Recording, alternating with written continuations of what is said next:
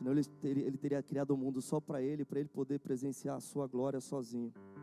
Mas ele criou a humanidade para que podemos viver em comunhão, apreciando a sua glória, a sua grandeza, o seu poder. É por isso que nós nos reunimos como igreja. Ninguém nasceu para viver sozinho. E nós como igreja, nós estamos aqui para proclamar e glorificar esse nome. Para ver as maravilhas que Deus tem feito, para ver as maravilhas que Ele já fez. E nós estamos aqui não por algo que ainda vai ser feito, mas por algo que Ele já fez. Foi Cristo Jesus na cruz. Que você possa louvar ao Senhor dessa forma, glorificando o nome do Senhor, apreciando a sua beleza, a sua grandeza. Amém?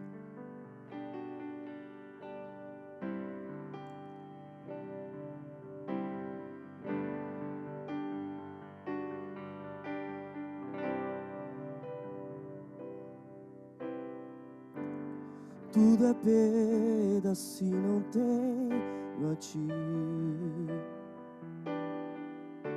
A Tua graça é o que me basta. Se você souber, cante comigo. Não sei pra onde ir. Sem Tua presença, sem Tua presença nada importa. Do que adianta eu ganhar o mundo inteiro e a minha alma se perder sem Ti, Senhor? Do que adianta eu juntar os meus tesouros e eu me esquecer daquele que me amou?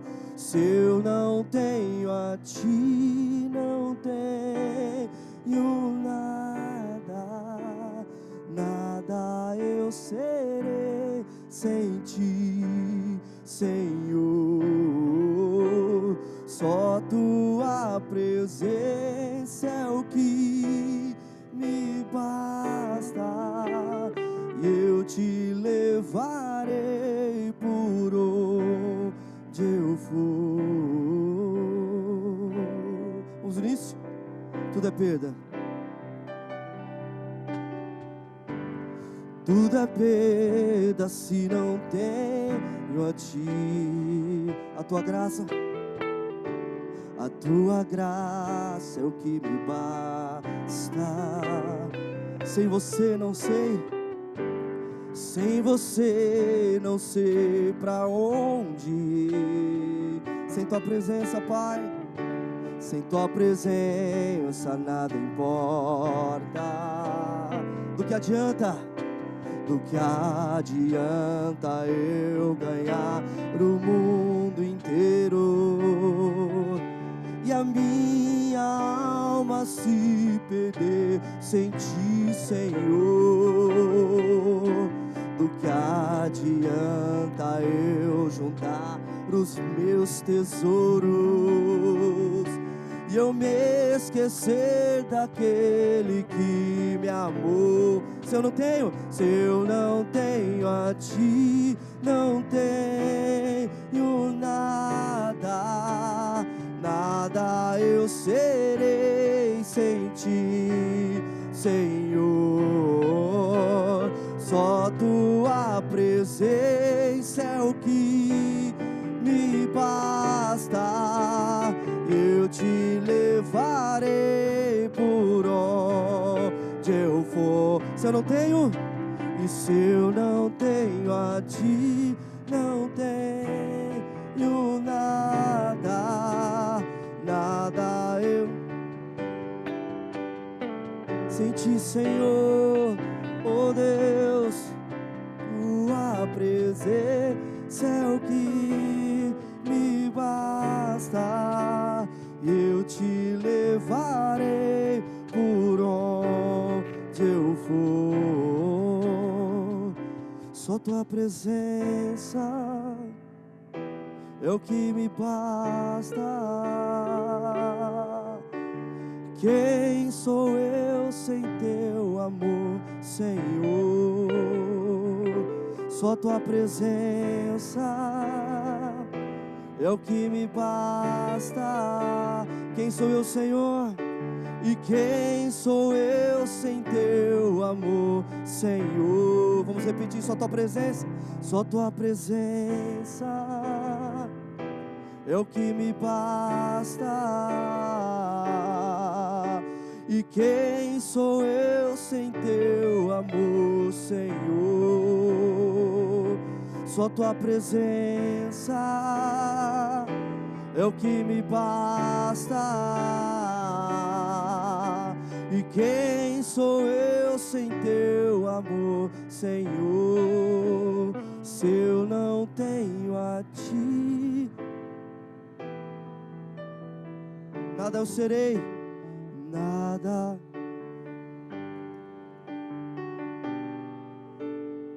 Só tua presença que basta. Eu te levarei por onde eu for.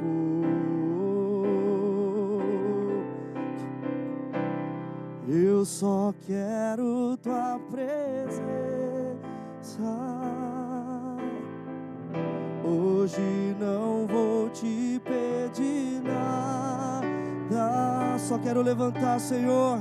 Só quero levantar a minha voz pra te dizer que a tua graça já me... Eu só quero, Deus, eu só quero tua presença. Hoje não vou te pedir nada. Só quero levantar, Senhor, levantar a minha voz pra te dizer que a tua graça já me... Eu só quero, Deus, eu não quero mais sair daqui. Eu não quero mais sair daqui. Eu não quero mais sair daqui. Me deixa morar. Eu não quero, Deus, eu não quero mais sair daqui. Eu não quero mais sair daqui. Eu não quero mais sair daqui. Me deixa morar. Eu só quero tua presença, igreja. Eu só quero tua presença. Hoje eu só quero, Deus, levantar. Só quero levantar a minha voz pra te dizer que a tua graça. Eu só quero tua presença. Hoje não.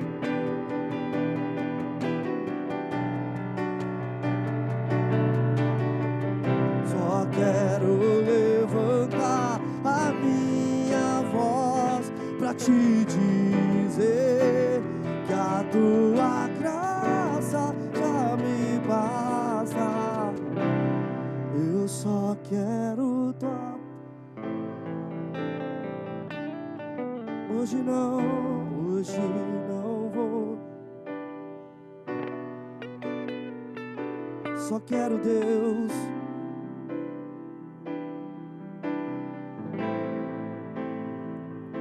pra te dizer que a tua graça já me basta.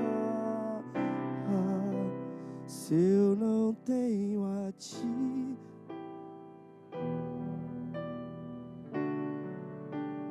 nada eu serei.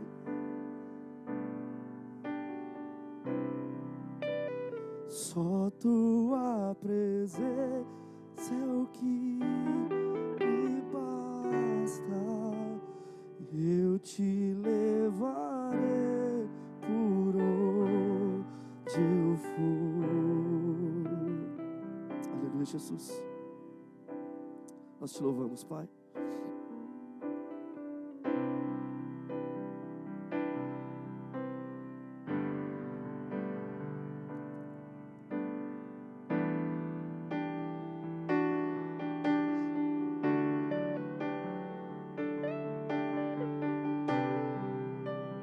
Cantemos juntos. Quem como tu, Jesus, não há ninguém além de ti, que é manso e humilde assim. Não há ninguém igual a ti.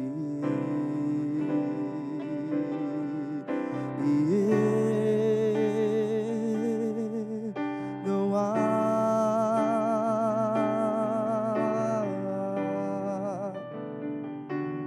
Maravilhoso, admirável, tão sublime, glorioso. Tua presença é mais desejável do que o ouro, melhor que a vida é o teu amor.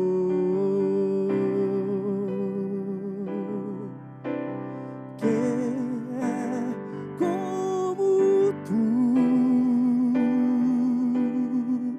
Jesus?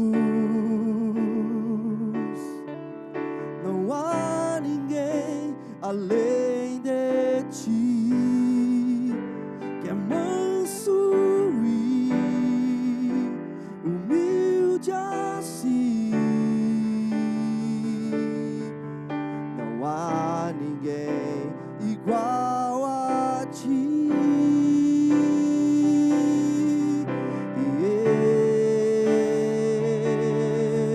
Não há.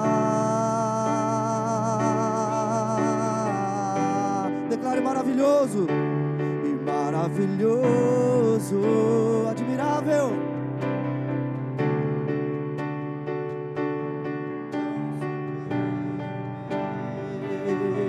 glorioso. Tua presença é mais desejável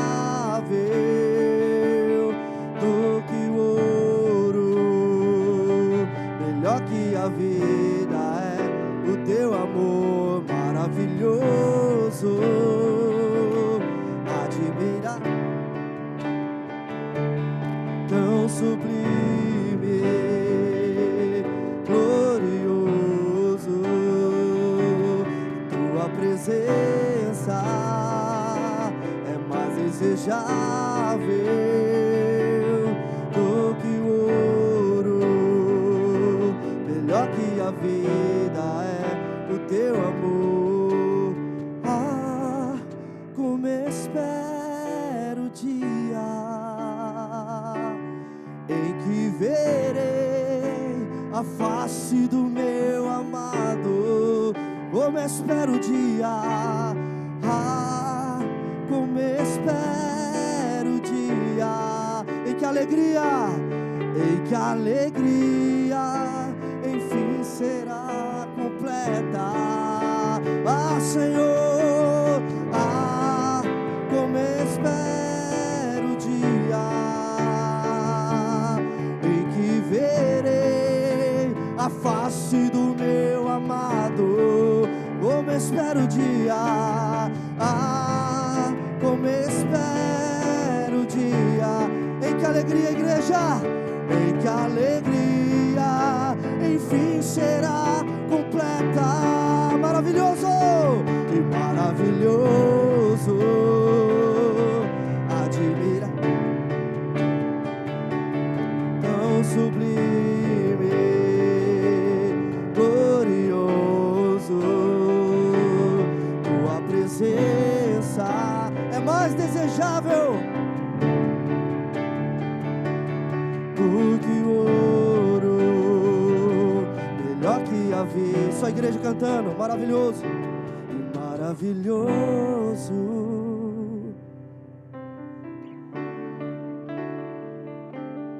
Tão sublime,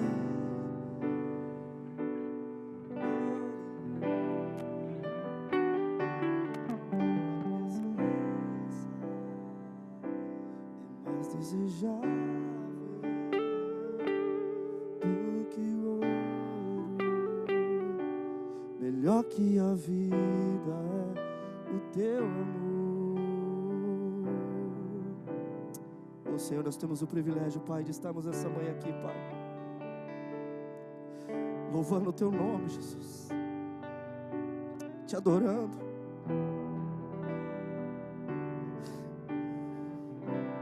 Muitos não puderam acordar hoje, Pai. Pessoas perderam as suas famílias, seu marido, sua mulher. Mas nós estamos aqui, Pai. E a vida é assim. A vida é um sopro, a vida passa rápido, Pai. E às vezes nós ficamos preocupados com tantas coisas,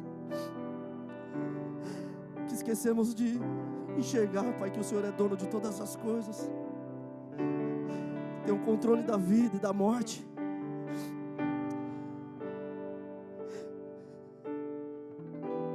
Nós estamos aqui, Jesus, para nos derramarmos na Tua presença, Pai,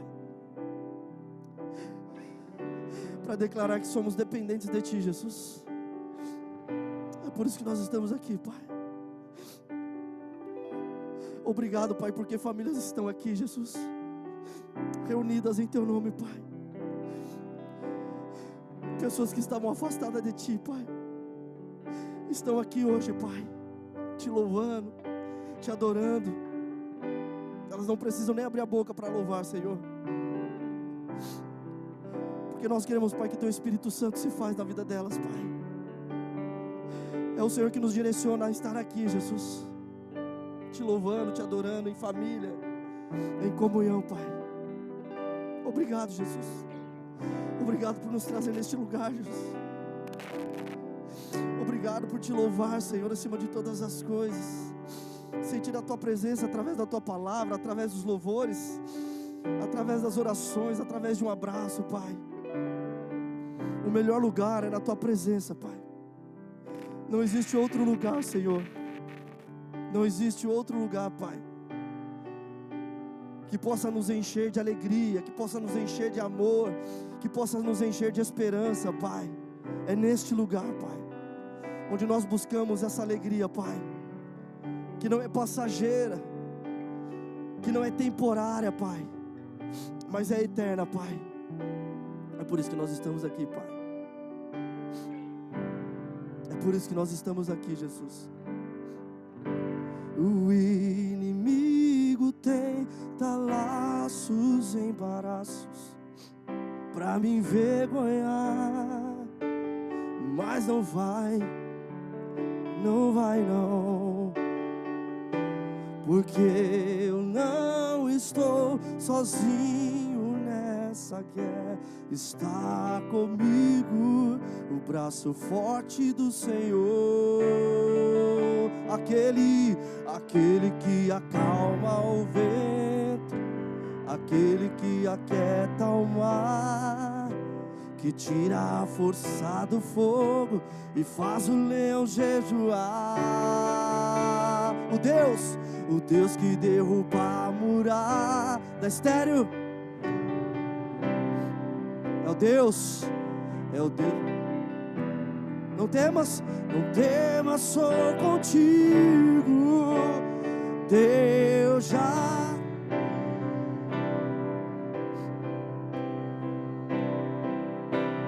faz romper muitas fontes em meio ao deserto. Haverá que trazem chuvas de bênçãos. Ouça a voz, Deus te dá escape e livramento. Aquele que acalma o vento, aquele que tira e faz o leão jejuar. O Deus que derruba, o Deus que derruba as muralhas. Da estéril faz mães de filhos. É o mesmo que brada do alto: não temas, sou contigo. Deus já tem o caminho aberto pelas águas. Declara, igreja.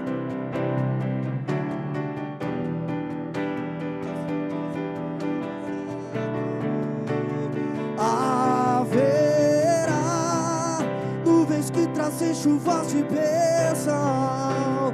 Ouça a voz, Deus te dá escape e livramento. E Deus já tem o caminho aberto pelas águas.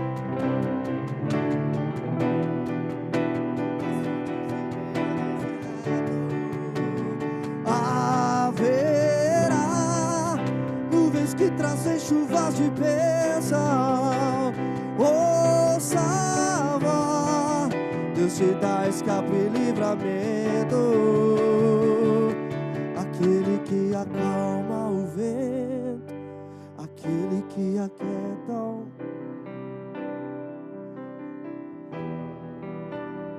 faz o leão. O Deus que derrubar, o Deus que derruba as muralhas.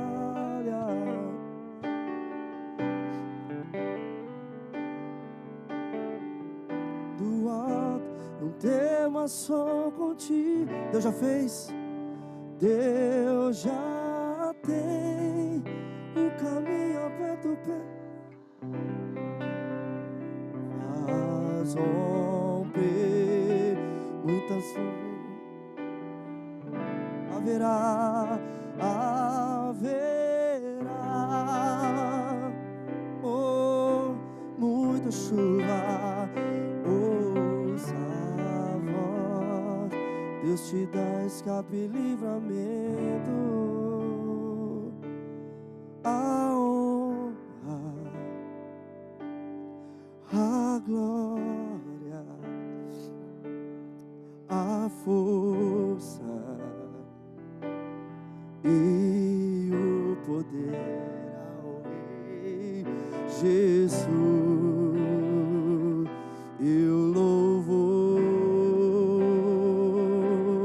ao Rei Jesus. A honra, a glória, a força e o poder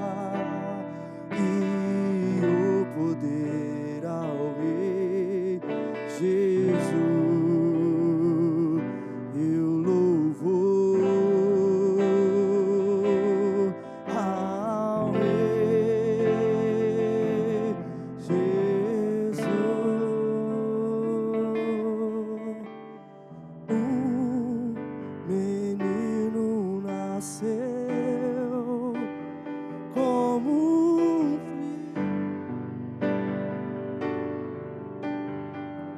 filho. Ele é o próprio Deus que vive em mim. Debaixo de tuas asas eu me escondi. E o seu nome? E o seu nome é maravilhoso, maravilhoso. Glória, glória ao príncipe da paz. E o céu, igreja, que declaremos juntos. O céu começa, toda a terra se dobrou a ti, Cristo, Rei do, nos buscar. Oh Deus, leva, Pai, leva-nos pelas portas da cidade, na Nova Jerusalém, na Nova Jerusalém, sua noiva.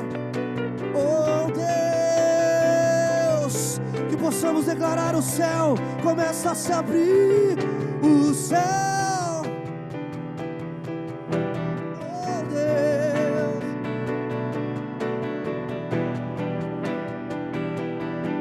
oh Senhor,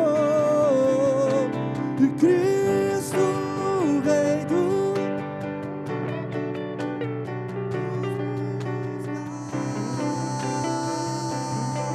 leva, Pai, leva, Deus, leva-nos pelas portas, oh Deus, na Nova Jerusalém, na Nova Jerusalém, tua noiva vai entrar.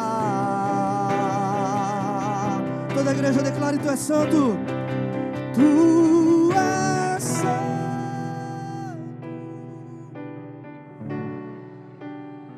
santo.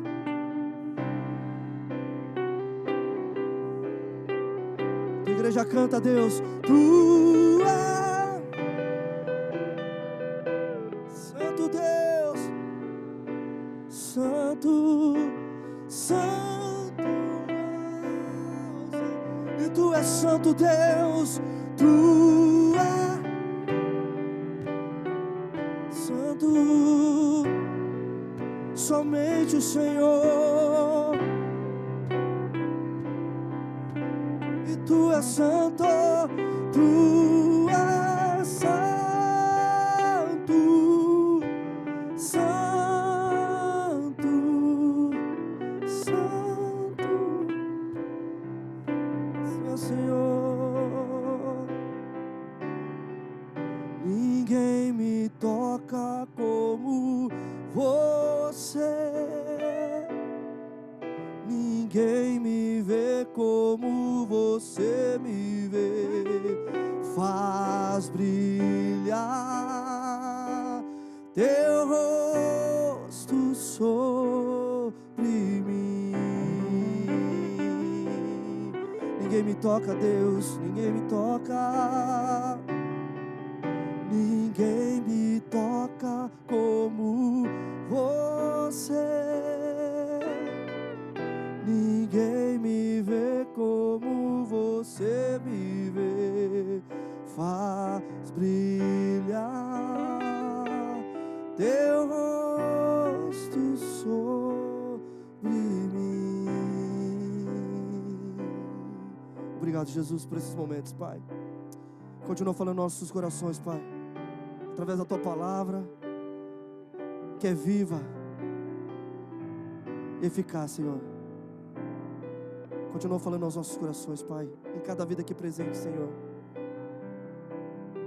Nós Te louvamos, Pai. Nós Te bendizemos, Pai. Por isso nós estamos aqui, Senhor. Transforma os nossos corações, Pai. Restaura as nossas vidas, Pai. Transforma toda lágrima, todo choro em alegria, Pai. Não importa o que nós estamos vivendo, o que estamos enfrentando, Pai, Tu és o Deus, Senhor, sobre todas as coisas, está no controle de tudo, Pai.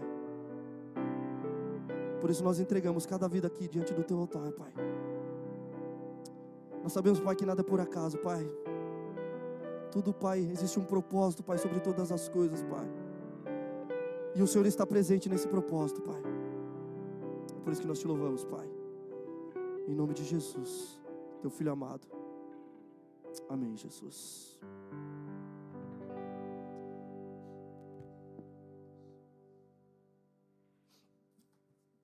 Bom dia. Podem sentar.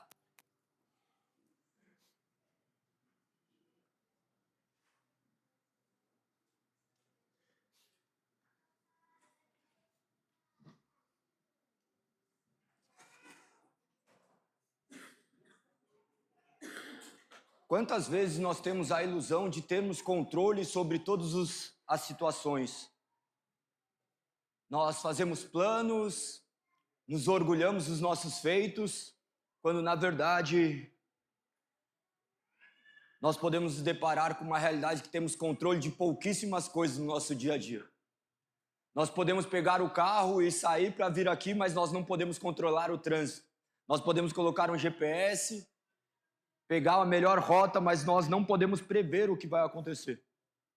Mas ainda assim nós nos arrogamos de sermos seres poderosos, autossuficientes. Aí vem a doença, vem as decepções, vem as perdas e nos mostra quão vulneráveis nós somos. A palavra de Deus tenta sempre trazer essa característica para o ser humano de maneira muito explícita nas Sagradas Escrituras, mostrando que sem Deus nada podemos fazer. Mas nós, no alto da nossa arrogância, nos julgamos autossuficientes e independentes. Todos nós julgamos independentes e bons o suficientes. Alguém não se julga assim? Todo mundo se julga naturalmente. Naturalmente nós buscamos sempre um lugar de preponderância, um lugar de destaque, nós almejamos sempre ser reconhecidos por aquilo que nós fazemos, negociamos de maneira a sempre favorecer em benefício próprio. Essa é a característica do homem retratado na Bíblia.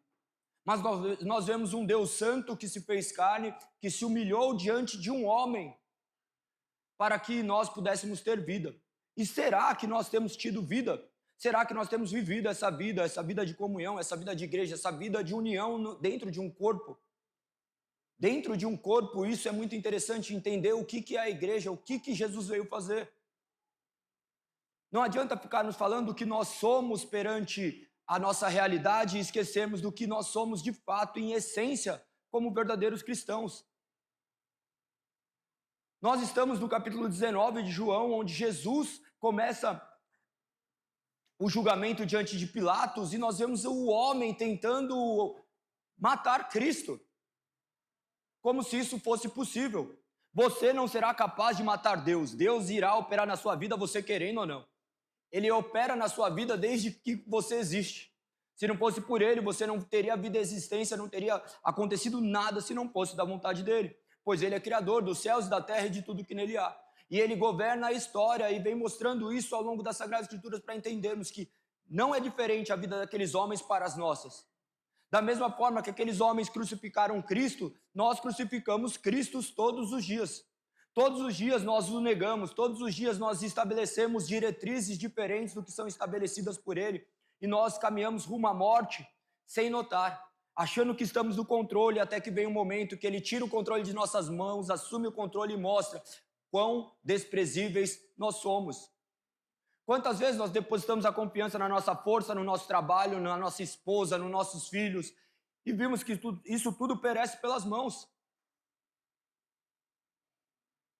Quantas coisas acontecem para nos mostrar quão limitado é o nosso controle? Quão mais coisas o Senhor terá que tirar das nossas vidas para mostrar que Ele é Deus soberano, que nós devemos voltar a Ele e depositar a nossa esperança e suficiência única e exclusivamente nele. Nossa esperança não está no governo que entrará, nossa esperança não está se a nossa mulher vai fazer algo, se nossos filhos vão fazer algo, se alguém, se meu chefe, se quem quer que seja vai fazer algo. Minha esperança está em eu ser fiel ao Senhor e cumprir aquilo que foi estabelecido na palavra. A Bíblia nos fala acerca de termos autonomia, de sermos responsáveis, mas responsáveis diante de uma palavra. Nós estamos vendo um homem ali que era um completo ditador, mas dentro dos limites ele buscava seu interesse próprio. E nós não conseguimos fazer associação para o tempo presente. Nós olhamos falar de Pilatos, dos judeus que crucificaram a Cristo, e nós nos vemos distantes disso. Nós não nos julgamos como responsáveis pela morte de Cristo. Dificilmente nós acordamos e falamos assim: nossa, um homem inocente morreu por minha causa. Nós não temos esse quebrantamento. Somente um estado de mudança de consciência que irá nos gerar isso, e é uma geração gradativa e diária, porque nós esquecemos muito rápido. Muito rápido. Nós não temos consciência do que é essa vida. Vocês pararam para pensar que vocês estavam ali agora quase no estágio de mortos, há poucos minutos atrás, deitados em suas camas, acreditando que a porta seria o suficiente para evitar o homem mau de entrar e te violentar e destruir sua casa? Você faz ideia que você desfruta de 1/3 da sua vida quase morto? Você não pensa, você não faz nada, você só deita e respira. E o que te guarda? O que faz seu corpo se manter em funcionamento? O que faz tudo isso funcionar, senão o nosso Deus soberano? O que faz você não se curvar diante dele? Senão o pecado que habita em nós, tal qual habitou naqueles homens, e nós estamos aqui justamente para sermos convencidos desse pecado, para nos voltarmos ao Senhor em arrependimento e pedir para que nosso coração não seja daquela forma que foi no passado com aqueles homens e já foi dessa forma nas nossas vidas. Nós estamos aqui vivendo esse processo de eterno aprendizado. Viver igreja é muito difícil. É muito difícil. Vocês imaginam que seja algo fácil? Vocês chegam e veem talvez as coisas aparentemente organizadas, mas não imaginam quantas coisas existem no bastidor e para que isso aconteça. Pessoas vão ter que levantar mais cedo, pessoas vão ter que sacrificar seus finais de semana, pessoas vão ter que sacrificar suas vidas familiares, sua comunhão com outro tipo de pessoa, porque entenderam algo que não foi por mero entendimento intelectual, mas porque Deus, em sua onisciência, move todas as coisas para que Ele reúna um povo. Vocês vão ver a história sendo controlada por Deus dentro das Sagradas Escrituras, mas que reflita agora, porque senão serão apenas letras mortas. Nós não podemos ficar lendo as nossas Bíblias meramente de maneira histórica, nós temos que ler nossas Bíblias de maneira aplicável ao nosso dia a dia. Se Jesus morreu por nós, morreu por quê? Para que a gente tenha um momento de comunhão mediante uma comida, mediante um café da manhã, mediante uma festa, mediante uma vida que glorifique a Deus. Aqueles homens que estavam ali, os judeus, eles acreditavam que glorificavam a Deus.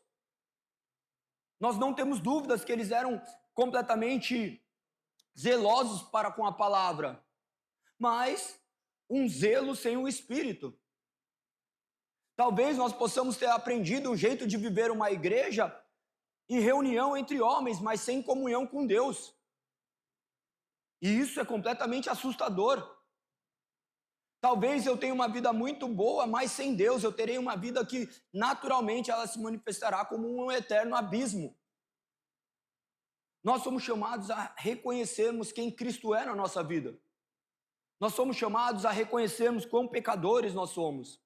Às vezes você chega e fala: Galego, toda hora você fica falando que eu sou pecador, não aguento mais.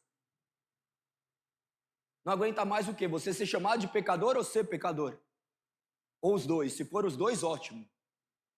Porque nós continuaremos sendo pecadores, mas olhando para Cristo nós vamos ter atitudes diferentes. E como nós olhamos para Cristo? Olhando para as Sagradas Escrituras, reconhecendo esses padrões.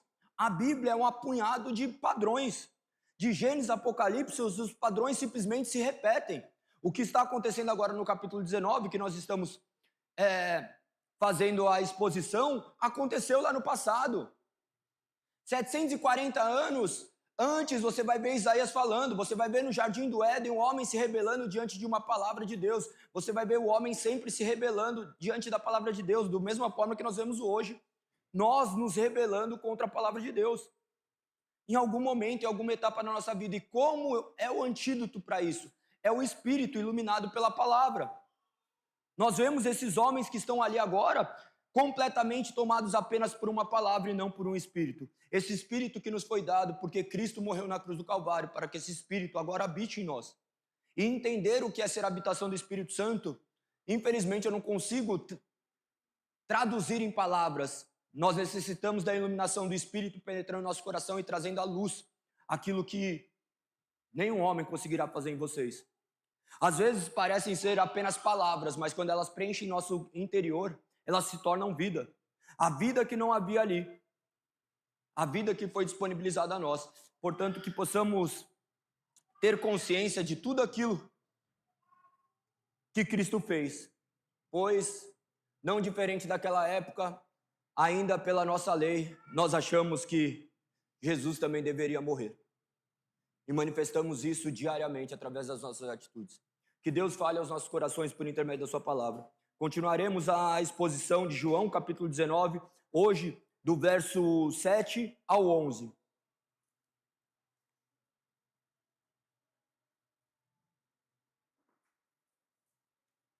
A segunda exposição no capítulo de número 19.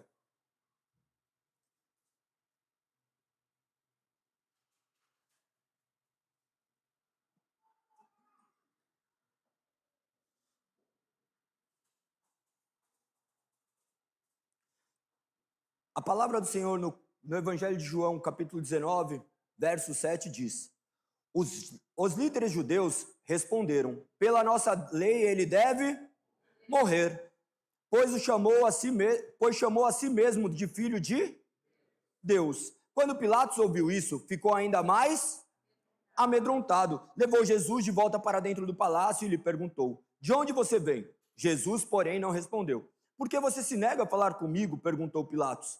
Não sabe que tem autoridade para soltá-lo ou crucificá-lo? Jesus disse: você não teria autoridade alguma sobre mim, se essa não lhe fosse dada de cima. Portanto, aquele que me entregou a você tem um pecado ainda maior. Senhor, nós reconhecemos o tamanho do nosso pecado. Nós reconhecemos que nós somos culpados, Pai, pela morte de Cristo na cruz do Calvário. Nós reconhecemos que haveria de ser pago a um preço de um sangue santo, que poderia suprir as nossas falhas. E esse preço foi pago pelo Teu Filho. Nós agradecemos por tamanha dádiva. Nós pedimos a iluminação do Teu Santo Espírito, mediante as palavras que nós lemos e que leremos, para que essas palavras tragam vida em nosso coração.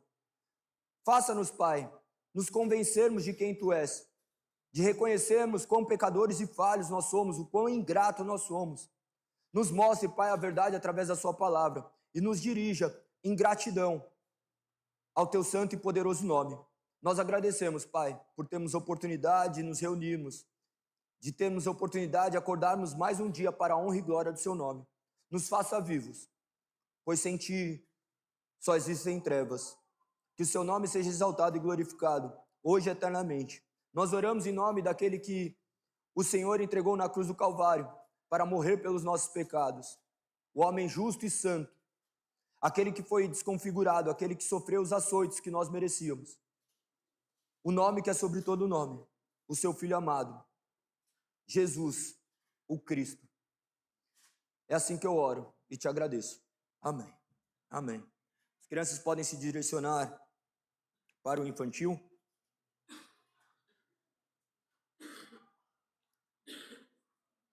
O julgamento de Jesus perante Pilatos, ele começa já no capítulo 18. Depois de Jesus ter feito milhares de advertências, de falar que os seus seguidores haveriam de abandoná-los, de trazer palavras também de encorajamento, diante das circunstâncias as palavras somem. Quantas palavras nós temos em nosso coração e temos confiança, mas quando as adversidades aparecem, parece que tudo some. Para vocês entenderem essas histórias, é o simples fato. Quantas vezes vocês já foram fazer uma prova, sabiam tudo da prova, mas na hora da prova dá um branco? É muito comum, no momento de dificuldade, a gente perder o controle. É muito comum, nos momentos da nossa vida, nós ficarmos sem reação, sendo que nós ensaiamos tanto para agir diante desses momentos. Você fala assim, nossa, me deu um branco. Época de Copa, é impossível não lembrar do que aconteceu no fatídico 7-1. A seleção não era tão inferior à seleção da Alemanha, mas naquele momento algo aconteceu do qual eles perderam completamente o cerne do que eles estavam fazendo. E os erros iam se tornando erros cada vez maiores. É a mesma coisa na nossa vida. Nós cometemos um erro e nós perdemos completamente o senso da direção. Quando, na verdade, esses erros visam nos guiar para um conserto. Se nós não olharmos para as nossas falhas e olharmos para nossas capacidades de uma maneira diferente, nós ficaremos pelo caminho. Nós somos chamados a sermos seres que distinguem as coisas. Se nós temos o Espírito Santo, nós não devemos agir como nécios. Como uma pessoa desprovida de inteligência. Nós devemos agir como pessoas pensantes que se arrependem e voltam ao caminho correto. Reconhecer que nossas falhas diante das adversidades é por nossa responsabilidade, por não estarmos suficientemente presos àquela verdade. Quando nós olhamos para uma situação, que nem eu mencionei, de uma prova que nós não conseguimos responder, isso daí não é falta de inteligência, é falta de treino. E a vida vai nos aplicar milhares de provas para que a gente fique bom. Porque nessa vida a vitória nossa não é conquistarmos status sociais, mas glorificarmos o nome de Deus mediante a todas as adversidades.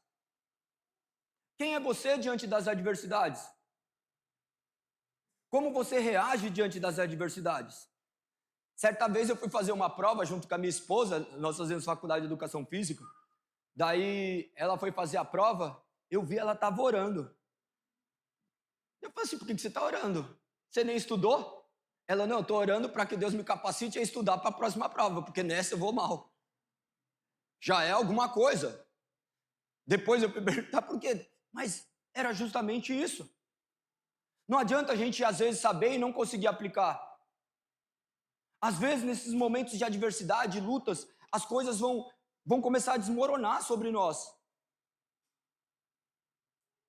As adversidades vão aparecer na nossa vida. Aquelas adversidades ali, elas manifestavam o coração de cada um. Hoje nós estamos vivendo as mesmas coisas. As adversidades que aparecem na nossa vida, elas visam manifestar aquilo que nós temos dentro, extrair aquilo que nós temos dentro. Você não nota, mas você vai manifestando quem você é em todo lugar. Você não é uma pessoa aqui, uma pessoa na sua casa, você é a mesma pessoa com milhares de faces. Você deve se reconhecer dessa forma. Não é que você chega aqui e você é bonzinho e depois você chega na sua casa e você é um monstro e você é assim. Não, você é esse compilado de tudo. Você é esse ser complexo. Mas que Deus quer tratar cada um desses aspectos. Nós acabamos de ver a história de Judas, de Pedro, agora entrou Pilatos. Judas e Pedro, nós sabemos o tratamento. E o tratamento de Pilatos, qual foi? O que nós temos a ver com Pilatos? Nós não nos olhamos como semelhantes a Pilatos. Nós não conseguimos criar essa identificação. Quando, na verdade, temos um pouquinho de todos os personagens da Bíblia. Não a parte melhor, mas a pior. A parte boa sempre provém de Cristo. Mas nós queremos ter a melhor parte de Davi. Eu quero ser aquele pequenininho que vai derrotar o gigante. Nós olhamos sempre por esse lado.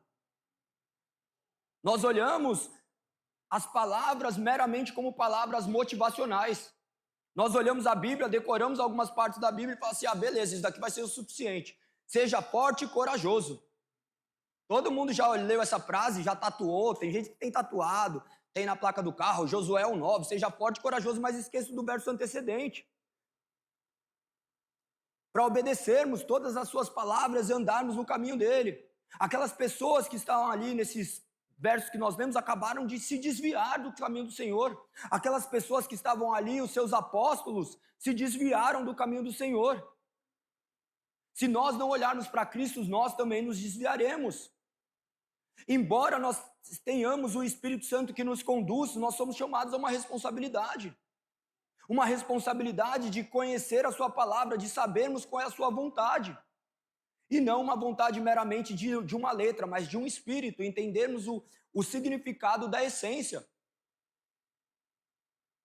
Às vezes eu olho e falo assim, nossa, que legal, as pessoas estão entendendo cada vez mais a Bíblia, eu posso entrar em assuntos mais profundos, eu vejo a conexão de vocês, eu vejo que vocês começam a compreender, mas a questão, quando às vezes eu olho para comportamentos, eu olho e falo assim, não entenderam nada.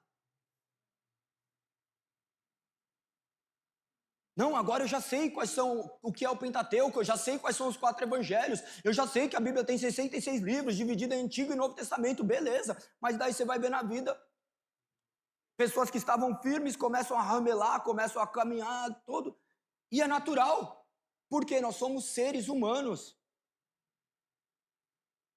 E, inevitavelmente, nós olhamos para outros seres humanos e olhamos eles como exemplo. Nosso exemplo não são os homens, nosso exemplo é Cristo. Nós olhamos para Ele para que a gente não se desanime. E dentro de igreja acontece constantemente isso. Nós desanimamos porque nós olhamos para homens e não estamos olhando para Cristo. Nós esperamos que os outros sejam representação de Cristo, sendo que nem nós mesmos somos. Aqueles homens que estavam ali estavam completamente tomados pela perdição, eles não sabiam nem o que estavam fazendo. Eles aparentavam saber. Os discípulos tinham convicção do que eram, eles são discípulos de Cristo. Eles viram Cristo realizarem milhares de milagres. O próprio Evangelho de João vai falar que se fosse escrito em todos os livros do mundo, escrevesse todas as coisas que Jesus fez, não caberia no mundo inteiro os livros do qual deveriam ser escritos. Então eles viram coisas que e ainda assim eles falharam, e o que nos leva a crer que nós conseguiremos continuar fortes, a não ser a dependência de um espírito. Mas nós não queremos depender desse espírito, nós queremos depender da força do nosso braço. Nós queremos depender da nossa motivação. Você acha que eu venho ministrar todos os dias motivado? Vocês acham que eu acordo todos os dias motivado? De verdade? Não, de forma alguma. De forma alguma, tem vezes que eu não queria estar aqui. Tem dia que eu não queria acordar. Tem dia que eu não queria fazer o que eu faço. Igual vocês. Ou só eu que acordo assim? É natural. Mas o que me faz não é a motivação. É a disciplina de saber o que deve ser feito. Porque já foi me dada uma palavra, eu já sei o que é essa palavra. Eu não vou esperar, eu não acordo de manhã para fazer uma live e falar assim, se tal pessoa não estiver lá, não vou fazer mais. Eu não estou fazendo para os outros, eu estou fazendo por uma razão única e exclusiva minha. Se os outros puderem compartilhar esse Deus, abençoar para que outras pessoas também vejam, que seja usado, mas eu primeiro tenho que saber a razão. Cada um sabe a razão de viver do jeito que vive. Nós vamos se deparar nesse texto com homens que tinham muito clara a razão do que eles estavam vivendo, só que quando se depara com Cristo gera um choque de existência. Pilatos era cristão? Não, ele era o quê? Ele era um romano, mas ele era o quê? Ele era ateu? Provavelmente não. Ele poderia ser politeísta, ele estava ali em Roma, do qual eles adoravam uma série de deuses. E decorrente da sua forma de pensar, ele manifesta nas suas palavras, do qual nós vamos ver agora de maneira um pouco mais explícita. Vamos ler mais uma vez o trecho que vai a partir do verso 28 do capítulo 18 de João. Só ir uma folha para trás vocês já vão localizar.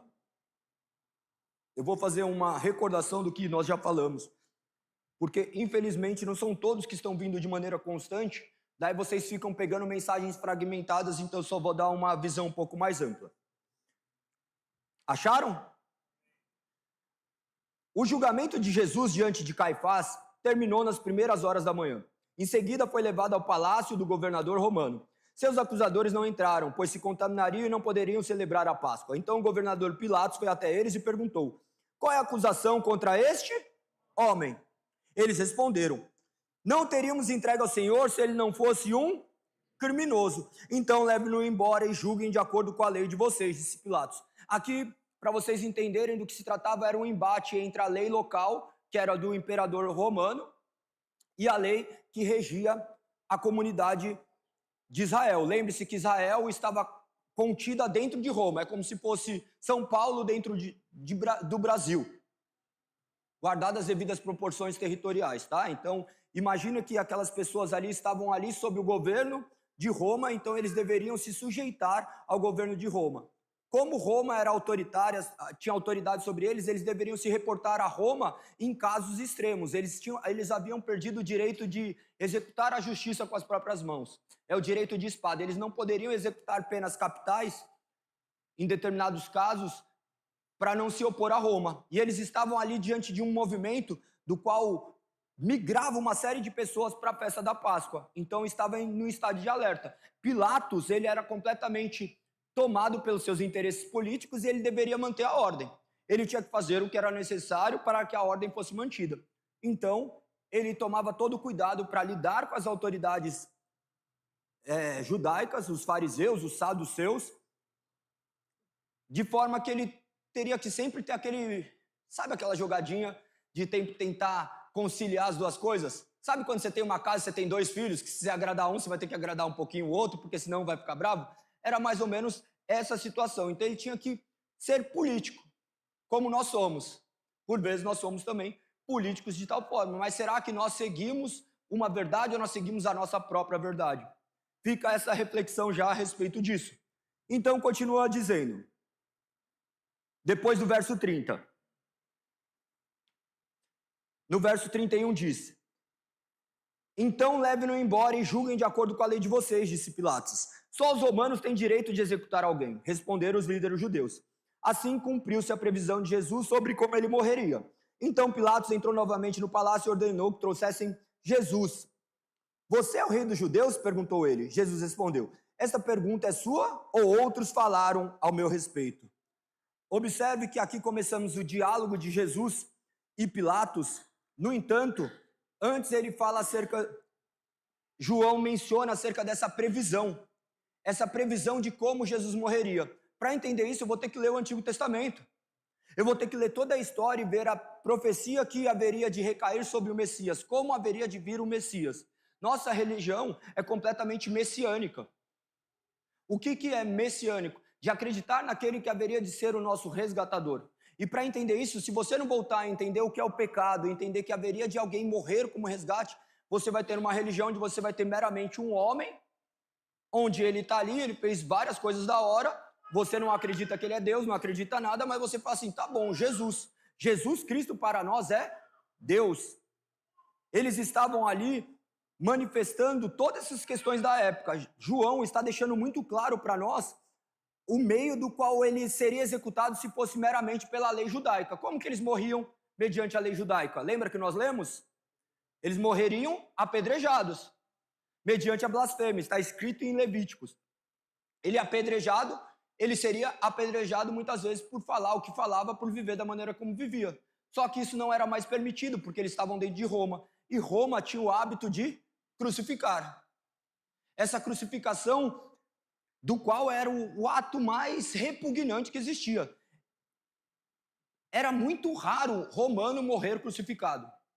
Muito raro, era de casos extremos. Você vai ver raros casos na história. Eu ouso dizer que não haviam romanos que eram crucificados. Tamanha repugnância se dava diante da crucificação. E foi necessária a retirada de poder para que o homem pudesse executar a punição conforme estabelecido por Deus lá no passado. Como que essa história é dirigida? Não pode ser dirigida por meros acontecimentos humanos, a não ser pelo mero agir divino, fazendo com que todas as coisas aconteçam conforme sua soberana vontade. Isso se torna muito complexo por vezes. Porque você fala assim, então como que você vai me falar que as coisas ruins acontecem por conta da vontade de Deus? Todo mundo já ficou já se fez essa pergunta. Não, Deus permite que o mal aconteça.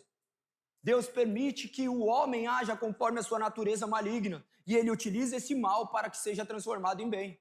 Se Jesus não morresse, não haveria esperança de salvação para nós. Se Jesus não tivesse habitado em carne, não haveria esperança para a nossa vida ser resgatada. Nós estaríamos como os pagãos, fazendo rituais aqui, esperando que as coisas acontecessem para que nossa vida se tornasse melhor. Embora alguns ainda diante do cristianismo continuam fazendo os mesmos rituais, acreditando que devem pagar para receber algo.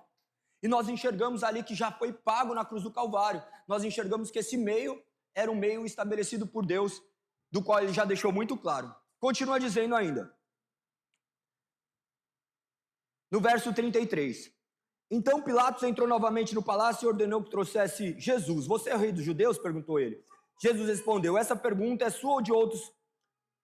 É sua ou outros lhe falaram a meu respeito? Acaso sou judeu? Disse Pilatos. Seu próprio povo e os principais sacerdotes trouxeram a mim para ser julgado. Por quê? O que você fez? Jesus respondeu, meu reino não é deste mundo. Se fosse, meus seguidores lutariam para impedir que eu fosse entregue aos líderes judeus.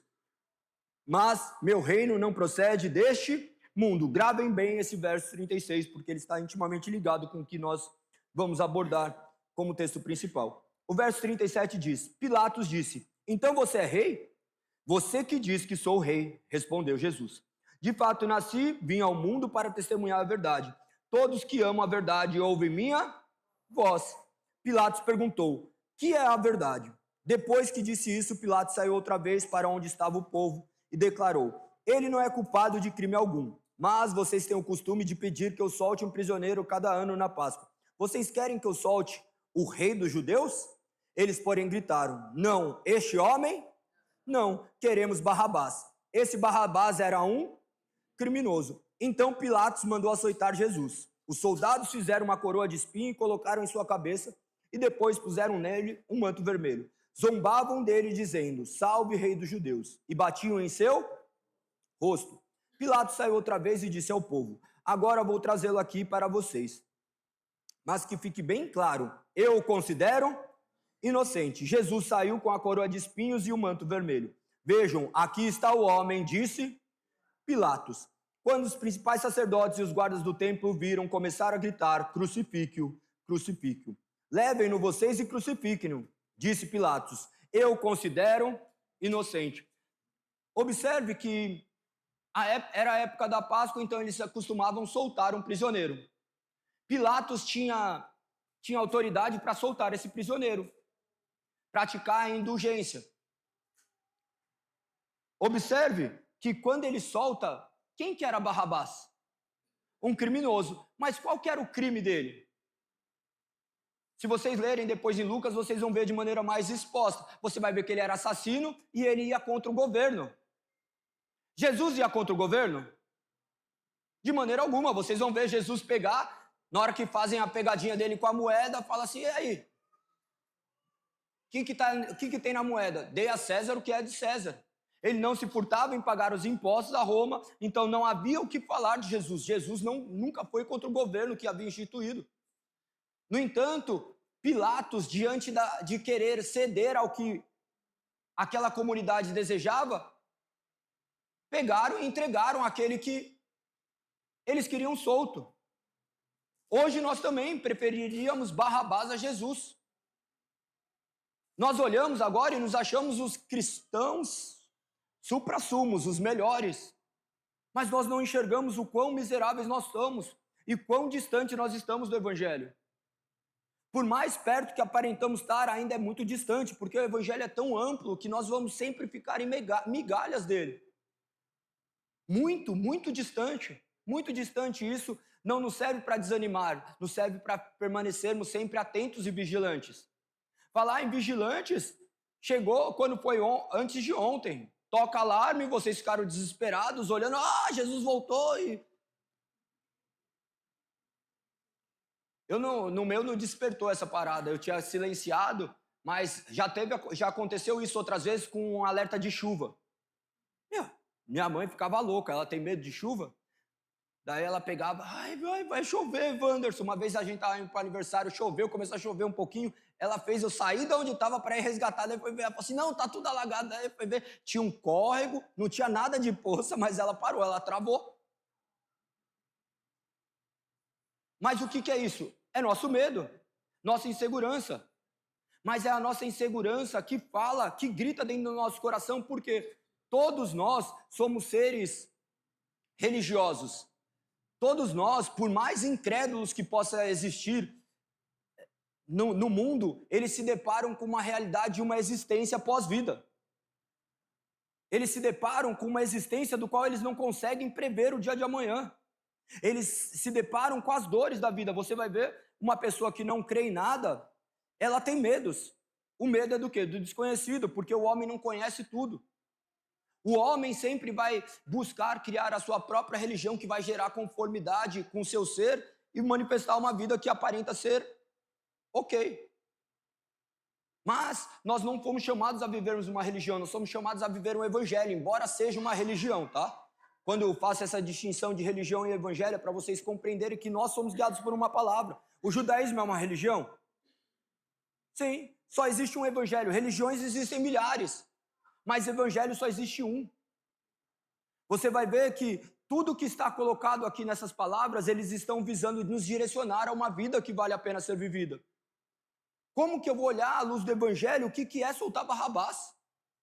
Nós olhamos para o evangelho de maneira bem distante, falar assim, me soltou já Barrabás ali, mas era para cumprir o que estava. Não, tem muito mais a nos explicar acerca disso. Será que nós não estamos permitindo também que outros sejam soltos e crucificamos Cristo diariamente, através dos nossos desejos que são completamente caídos?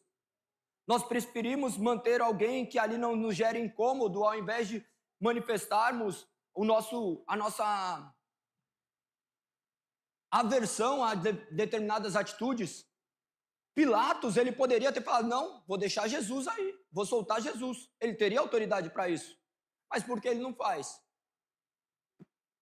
Porque ele queria ser cordial, ele queria manter a ordem. Ele estava olhando o interesse de quem? Dele. Se ele perdesse o controle da cidade, o que acontecia? Já era, você não vai mais governar aqui.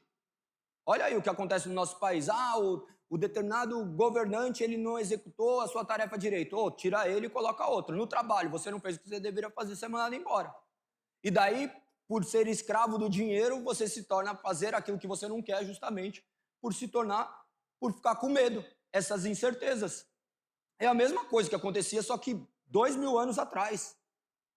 Então nós vamos ver um homem ali completamente escravo de um sistema e submisso a outro sistema, o sistema religioso, do qual, embora ele não pertencesse à religião, a religião ainda manipulava sua mente. Estão conseguindo entender? Então, imagine ele sendo manipulado por isso e ainda também manipulando aquelas pessoas. É muito interessante todo esse jogo de interesses, porque ele fala assim, calma aí, eu não tenho nada para acusar, e ele ainda usa de chacotas, olha aí seu rei. Ele olhava um rei, os reis eram poderosos, os reis eram autoridade máximas. Diante dos reis, as pessoas se dobravam, se prostravam, e eles estavam vendo um rei ser objeto de chacota, sendo espancado, colocando coroa de espinhos, sendo blasfemado, esbofetado e ele quieto. Não é o tipo de rei que nós queremos, e nós não queremos também esse Jesus para a nossa vida. Nós queremos um Jesus poderoso, que vai arrumar meu casamento, que vai arrumar minha saúde, que vai arrumar meu trabalho, que vai arrumar minha beleza, que vai arrumar tudo. Tem até lugar aí que você vai lá, eles estão fazendo a unção de emagrecimento, coloca uma toalha em cima de você, fica olhando, depois fala que está magro. Para ver o prazo, a maneira como nós estamos. Esse Jesus também não é aceito hoje. O evangelho nunca vai ser aceito. O evangelho entra rompendo todas as barreiras, questionando quem nós somos. O evangelho nos mostra quem de fato nós somos. A Bíblia é um espelho que nós queremos destruí-lo, porque reflete o pior de nós. Nós olhamos o quão nós somos mesquinhos, egoístas, vitimistas, porque nós nos julgamos vítimas, como se o mundo nos devesse tudo, como se Deus tivesse a obrigação de nos dar vidas perfeitas, e nós não enxergamos que a perfeição está em termos a possibilidade de reconhecê-lo como nosso único e suficiente Salvador. Nós temos vivido tempos horríveis. Embora aparenta ser um tempo de avivamento, é um tempo de completa ilusão. No passado eles falavam que a religião é o ópio do povo, e não foi só no passado, sempre vai ser, porque uma religião sem Cristo é meramente uma anestesia para a realidade do mundo. A realidade do mundo é que amanhã você vai ter que levantar e trabalhar. A realidade do mundo é que amanhã você vai ter que levantar e consertar as paradas que você estragou. A realidade do mundo é que você vai ter que carregar o peso das suas escolhas erradas do passado. Mas a realidade de Cristo é que Ele estará lhe dando suporte para consertar aquilo que você mesmo estragou. Sem Ele ter feito, Ele vai ser aquele pai que te ajuda a arrumar. Como que vai entender isso? A gente entenderia se lesse o Evangelho e contemplasse as pequenas coisas do nosso dia a dia. Você está vendo Jesus colocar em ordem aquilo que ele havia prometido desde o começo, aquilo que Deus havia prometido através dos seus profetas. Eu gostaria que vocês lessem acerca disso e vocês vão enxergar essas promessas. Vão lá em Isaías. Isaías 42. Isaías que foi escrito cerca de 700 anos, 740 a 680.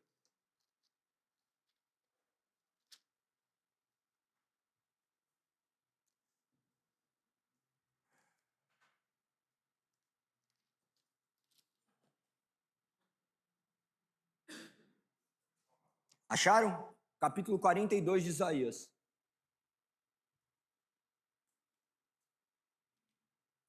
Qualquer coisa, olha no índice. Eu não vou falar que você está em Gênesis, tá? Desde o primeiro. Acharam? Olha como diz. Veja o meu servo que eu fortaleço. Ele é meu escolhido, que me dá alegria. Vocês reconhecem essa frase? Lembra que quando Jesus estava ali, este é meu servo, ao qual me comprazo. Ele está, as palavras, embora não sejam exatas, a ideia é sempre a mesma. Todas as características de Cristo foram manifestadas no Evangelho de João. Eu quero que vocês comecem a enxergar, lendo no Antigo Testamento, a figura de Cristo, representada ali 750 anos, 740 anos antecedente. Olha o que diz: pus sobre ele meu espírito, ele trará justiça às nações. Não gritará nem levantará a voz em público, não esmagará a cana quebrada, nem apagará a chama que já está fraca. Fará justiça a todos os injustiçados. Não vacilará nem desanimará, enquanto não fizer a justiça prevalecer em toda a terra. Como que seria a justiça prevalecendo em toda a terra? Qual seria o ato que cumpriria isso? Somente a sua morte. Na verdade, não a sua morte, mas a sua ressurreição, que daí era o cumprimento das profecias messiânicas. Continua dizendo no verso 4, não vacilará nem desanimará, enquanto não fizer justiça prevalecer em toda a terra, até mesmo terras distantes do outro lado do mar aguardarão suas instruções. Verso 5, Deus, o Senhor, criou os céus e estendeu, criou a terra e tudo que nela há. Dá fôlego a cada um e vida a todos que caminham sobre a terra. É Ele quem diz, eu, o Senhor, chamei para mostrar minha justiça. Eu o tomarei pela mão e o protegerei. Eu darei a meu povo Israel como símbolo de minha aliança com eles. E você será luz para guiar as nações. Abrirá os olhos dos cegos, libertará a prisão os cativos, liberará os que estão em calabouços escuros. Verso 8, eu sou o Senhor, este é meu nome. Não darei minha glória a ninguém, não repartirei meu louvor com ídolos esculpidos. Não profetizei, tudo que profetizei se cumpriu. E agora profetizarei novamente. Eu lhes falarei do futuro antes que aconteça. Vamos por verso 18, do capítulo 42 ainda. Ouçam surdos e olhem e vejam, cegos. Quem é cego como o meu povo, meu servo? Quem é surdo como o meu mensageiro? Quem é cego como o meu povo escolhido? O servo do Senhor? Vocês veem e reconhecem o que é certo, mas se recusam a fazê-lo. Ouvem com os ouvidos, mas não prestam atenção. Observe que ele está mandando uma notícia que perpetua. Nós sabemos o que é certo, mas recusamos a fazer. Aqueles homens sabiam que era certo. É justo você condenar alguém de maneira injusta?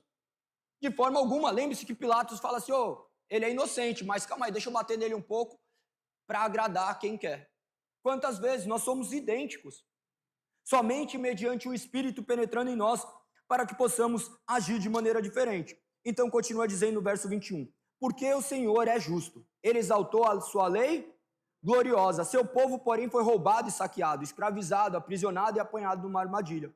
São presa fácil para qualquer um, e não tem quem os proteja, ninguém que os leve de volta para casa. Quem ouvirá essas lições do passado e verá a ruína que os espera no futuro? Quem permitiu que Israel fosse roubado e ferido? Foi o Senhor, contra quem pecamos? Pois seu povo não andou em seu, nem obedeceu a sua lei. Olha que interessante. Nós estamos agora nos deparando com a história cíclica de Israel. Lembre-se que vocês vão ver no começo Abraão ser chamado, o seu povo levantado, o povo cativo no Egito, sendo resgatado por Moisés, depois completamente perdido ao longo das gerações, tendo juízes que ali serviam como favor de Deus, depois os 3 juízes, os 3 reis, Saul, Davi e Salomão, vocês vão ver o mesmo ciclo se repetindo. O mesmo ciclo estava ali colocando um fim naquele exato momento. Jesus vinha como o redentor definitivo. Acabou esse ciclo de recomeços. Aquele que é transformado pelo Espírito vive de uma maneira agora completamente diferente. Nós estamos vendo ele refletir acerca dessas palavras, trazendo essas palavras que iriam refletir no que nós estamos vivendo hoje e até as próximas futuras gerações. Eles vão ler os mesmos versos e vão enxergar Cristo como o único e suficiente redentor. Quando nós olharmos para essas palavras, nós devemos entender o que é a crucificação, entender o que Jesus fez. Nós já temos a história completa. Eu não estou aqui com mistério para falar alguma coisa que vocês não saibam. O que vocês devem saber já está escrito nas Sagradas Escrituras, mas nós temos que fazer as devidas conexões para entendermos essa realidade. Porque senão nós ficaremos criando um Jesus completamente fictício. Porque esse Jesus das Escrituras nós não queremos. Nosso coração não almeja Jesus das Escrituras, nosso coração é caído, nosso coração é pecaminoso. Nosso coração deseja fazer as coisas que nem Pilatos faz, que nem Pedro fazia antes de ser transformado, que nem Judas. Por isso que nós devemos clamar por transformação, falando que Ele é nosso Deus, Ele é nosso Senhor, nós precisamos desse seu resgate. Quando vocês lerem as Sagradas Escrituras e ver quem permitiu que meu povo fosse ferido, foi Ele. De maneira que isso fosse pedagógico. Os nossos sofrimentos são pedagógicos. Só que a gente não entende que os nossos sofrimentos são pedagógicos. A gente só entende lá na frente, depois que passa muito tempo, porque quando está sentindo a dor, dói. Mas depois que passa, fala assim, ainda bem que ele apertou um pouquinho aqui, se não fosse isso, eu estava lascado. Então, não se preocupem quanto a isso, sabendo que existe um Deus no controle de todas as coisas. Lembre-se que Ele sofreu todas as dores. Às vezes nós olhamos ali Jesus sofrendo e nós vemos que o sofrimento é a causa da força de Cristo. Então a mensagem que nós temos que olhar é que dessa forma também nossa vida terá esses sofrimentos. Nós não devemos nos esquecer disso. Olhar que o nosso sofrimento não deve ser causa de arrogância. O que é arrogância? Julgarmos não merecermos sofrer. Nós estamos numa geração que o mínimo de sofrimento tem que ser remediado. Você sente uma pontadinha na cabeça, você já quer comprar o melhor remédio, você já quer fazer o tratamento fitoterápico, você já quer fazer tudo, fala assim, eu não posso sentir dor. Como não pode? Você deve sentir dor. Porque a dor vai manifestar que você está vivo. Quem está morto não sente dor. Só que eu não estou mais falando agora de dores físicas. Estou falando de dores espirituais, de indignações que vão ter que bater às nossas portas, de vermos o quanto nós somos miseráveis e o quanto nós temos desprezado Cristo. Será que nós temos olhado para essa realidade espiritual? Nós estamos simplesmente com o olho no físico, que nem Pilatos estava. Pilatos estava buscando o seu conforto físico, ele não estava pensando em nada espiritual. Os judeus estavam esperando o quê? O conforto físico. E nós estamos esperando o quê? A mesma coisa. É uma religião sem Deus, sem Cristo. A religião visa meramente transformar nosso status material, enquanto o evangelho nos transforma em novos seres. Eu não preciso ficar, você está fazendo coisa errada, você vai fazer... Não precisa falar isso. Se o cara foi transformado pelo Espírito, naturalmente ele vai viver de maneira diferente. Eu não preciso querer moldar uma pessoa. Nós não precisamos, porque quem molda é o evangelho. Através dessas pequenas dores que aparecem na nossa vida, nós vamos se tornando cada vez mais semelhantes a Cristo. Isso é, se você morreu para esse mundo. Continuando o que diz os versos adiante. No verso 25 diz, por isso ele derramou sobre eles sua ira ardente e os destruiu na... Ele quem destruiu? Quem derramou a ira? Deus. Um Deus irado. Deus é irado contra o pecado. E os destruiu na batalha. Ficaram envoltos em chamas, mas se recusaram a entender. Foram consumidos pelo fogo, mas não aprenderam a lição. Verso 43 continua dizendo, capítulo 43. Mas agora, ó Jacó, ouça o Senhor que o criou. Quando menciona Jacó, ele menciona Israel, como se fosse a totalidade do povo do qual ele havia chamado. Lembre-se, ele chamou através de Abraão, Isaque e Jacó. Depois, os 3 reis. Então, você vai ver sempre essa repetição de ciclos. Continua dizendo, não tema, pois eu o resgatei. Ele já havia resgatado? O resgate ocorreu por intermédio de Cristo, mas para Deus, o que ele já fez na eternidade já tinha sido realizado. Então, todas essas nossas vidas são vidas pedagógicas. Você não é o que você deveria ser ainda. Nós estamos nesse processo de amadurecimento constante. Você vai olhar daqui a um tempo, olhar para trás e falar assim, nossa, como eu fui ignorante. Nossa, como eu falhei nisso. Como eu deveria ter vivido de maneira diferente. E uma forma de não ficar pensando isso sempre é imaginar que a sua vida, o que você fez não tem como apagar. É você olhar e falar assim, será que eu poderei lidar com o resto dos dias pensando no que eu fiz hoje? Será que eu agredi nesse momento de raiva será o suficiente para eu ficar aliviado? O que me causará mais alívio? Responder uma agressão neste momento, seja ela qual for, verbal ou física, ou ficar em silêncio? O que me trará mais paz amanhã? Se você só conseguir parar para pensar isso, você já vai resolver milhares de problemas na sua vida. Quantas vezes a gente lê alguma coisa e fala assim, vou responder agora. Se você só para e respira, ou escreve e apaga, como eu já dei a dica, você vai ver que muitas coisas são resolvidas. Isso é o agir do Espírito na nossa vida. Pensa que as palavras aqui, elas não visam meramente apontar que nós somos pecadores. As palavras visam nos dar direção de vida. Você vai ver que Ele nos chama, Ele nos resgata para sermos diferentes e nós já temos isso. E continua dizendo, o verso 2. Ou melhor, a segunda parte do verso 1 ainda. Eu o chamei pelo nome e você é meu. Verso 2. Quando passar por águas profundas, estarei ao seu lado. Quando atravessar os rios, não se afogará. Quando passar pelo fogo, não se queimará. As chamas não lhe farão mal, pois eu sou o Senhor, seu Deus, Santo de Israel, seu Salvador. Dei o Egito como resgate por sua liberdade. Em troca de você, dei a Etiópia e Sebá. Outros forem entregues em seu lugar. Troquei a vida deles pela sua, pois você é precioso para mim. É honrado e eu o amo. Não tema, pois estou com você. Reunirei você e seus descendentes, desde o leste e o oeste. Direi ao norte e ao sul. Tragam de volta meus filhos e filhas, desde confins da terra. Tragam todos que me reconhecem como seu Deus, pois eu os criei para a minha glória. Fui eu quem os formou. Verso 8. Tragam o povo que tem olhos, mas é cego. Tem ouvidos, mas é surdo. Reúna as nações. Juntem os povos do mundo. Qual de seus ídolos predisse coisa semelhante a estas? Qual deles pode prever o que acontecerá amanhã? Onde estão as testemunhas dessas previsões? Quem pode comprovar que disseram a verdade?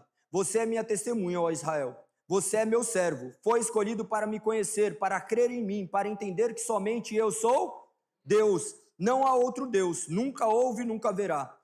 Somente eu sou o Senhor, e não há outro Salvador. Primeiro previ sua salvação, então salvei e proclamei isso ao mundo. Nenhum Deus estrangeiro jamais fez algo assim. Você, Israel, é testemunha de que sou o único Deus, diz o Senhor. Desde a eternidade eu sou Deus. Não há quem possa livrar alguém de minha mão. Não há quem possa desfazer o que eu fiz.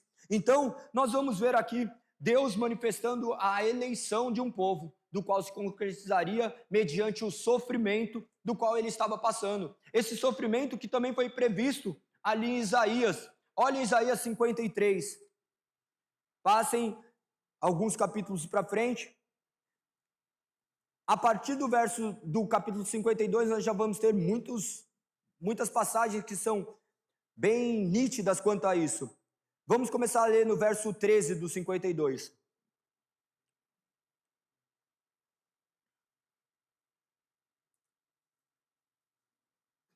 Acharam? Olha o que diz. Veja, o meu servo terá êxito, será muito exaltado. Muitos, porém, ficaram espantados quando o viram. Seu rosto estava tão desfigurado que mal parecia humano. Por seu aspecto, quase não era possível reconhecê-lo como homem. Vocês conseguem agora enxergar essa passagem de 700 anos antes, se deparando com a realidade acontecida 700 anos depois? Se vocês lessem essa parte, vocês conseguiriam fazer essa associação com Cristo, apontando como esse Salvador que haveria de vir sacrificar a vida por nós, que ainda assim nós o desprezaríamos, e nós desprezamos ainda. E nós continuaremos a desprezar se o Espírito não nos trazer vida. Então continua dizendo, verso 15, ele causará assombro em muitas nações, reis ficarão mudos diante dele, pois verão aquilo que ninguém lhes havia falado, entenderão aquilo que nunca tinha ouvido. Guardem essa informação também. Verso 53, quem creu em nossa mensagem, a quem o Senhor revelou seu braço forte? Meu servo cresceu em sua presença, como tenro broto verde, como raiz em terra seca. Mas não havia nada de belo, nem majestoso em sua aparência, nada que nos atraísse. Olha que interessante. Aqui fala acerca de Cristo. Cristo, como que ele precisou ser reconhecido por Judas? Por um beijo. Observe que os outros reis, vocês vão ver ali Saul, quando ele vai ser colocado na condição de rei, falava da sua beleza.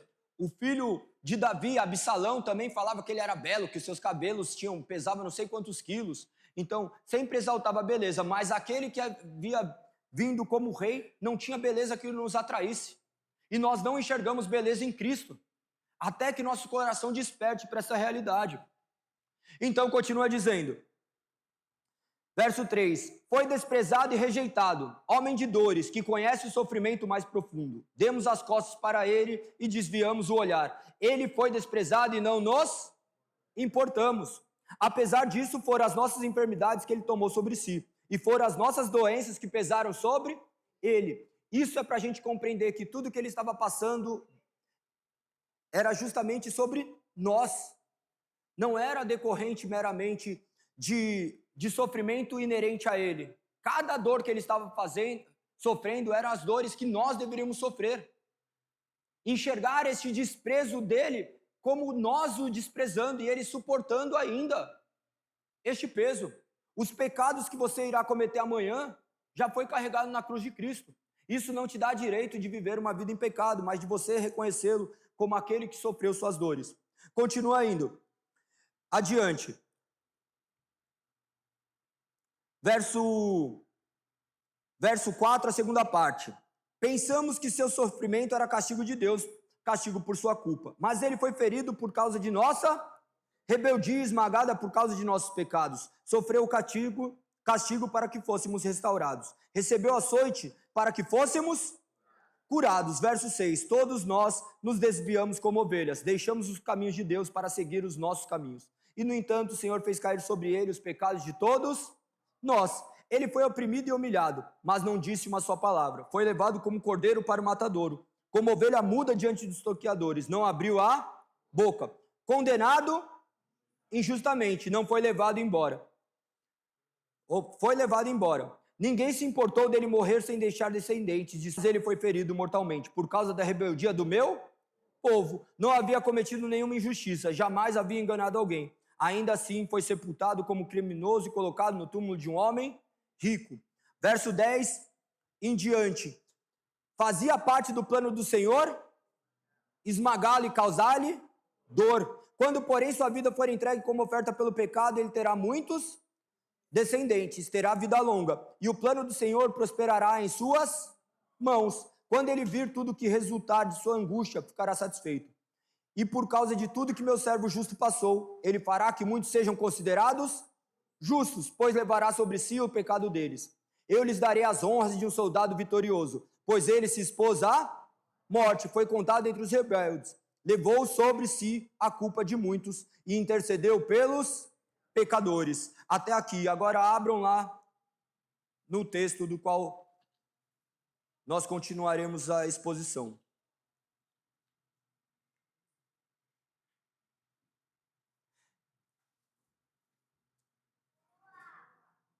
Nós vimos então aqui no capítulo 19, nós vemos essa conversa que se olharmos para o passado, nós vamos ver todos os interesses e vermos a história se concretizando. O verso 7 diz: os líderes judeus responderam: pela nossa lei ele deve morrer, pois chamou a si mesmo de filho de Deus. Ele chamou a si mesmo de filho de Deus. Ele era filho de Deus? Sim. Se prova como? Mediante as Sagradas Escrituras. Observe que algumas crenças reconhecem Jesus como um ser iluminado. Tem pessoas que reconhecem Jesus meramente como um exemplo de vida. Mas como que você pode considerar Jesus como exemplo de vida e não como Deus? Porque um homem que diz ser Deus sem ser Deus, ele merece ser desprezado. Então, ou você reconhece Jesus como Deus, ou você o despreza. Não existe meio termo. Não existe a mínima possibilidade de termos Jesus meramente como um exemplo. Ou nós o reconhecemos como tudo, ou como nada. Não existe meio do caminho. As crenças que não reconhecem Jesus como único suficiente Salvador são falsas, estão caminhando por um abismo. Eles estão cegos. Galego, isso é muito sério. Você vai falar acerca disso, porque a nossa verdade está baseada numa palavra, no qual nós temos direito de falar isso. Se você está aqui, mas você não confia em Cristo como seu único suficiente Salvador, você está caminhando rumo a um abismo de trevas do qual você não consegue enxergar, o qual outra hora nós também estávamos. E nós não falamos isso por pressão, nós falamos isso por amor. A mesma forma que você indica uma pessoa para comer em um lugar que você acha bom, você fala, não, você precisa experimentar isso, ou você compartilha coisas de roupas que vocês têm. Tudo aquilo que é bom, nós queremos compartilhar. E às vezes as pessoas olham, vocês são evangélicos, vocês são... Mas agora nós não estamos falando de coisas temporais, nós estamos falando de coisas eternas. Por isso que nós gastamos a nossa vida advertindo aquelas pessoas que não creem, para que eles possam enxergar essa maravilha daquele que se fez carne para sofrer essas dores. Imagina que aqueles que estavam ali falando que a sua lei era passível de morte, eles estavam completamente distantes deste Deus. Eles queriam meramente guardar os seus lugares. Nós estamos aqui também fazendo a mesma coisa? Será que nós estamos vivendo essa mesma religião completamente fundada por homens e baseada meramente nos nossos próprios desejos, completamente destituída do Espírito? Lembre-se que eles apedrejavam. Levítico 24 vai retratar isso. Depois procurem lá, a partir acho que é 18 ou 19, você vai ver que falava que eles morriam apedrejados se eles blasfemassem contra Deus.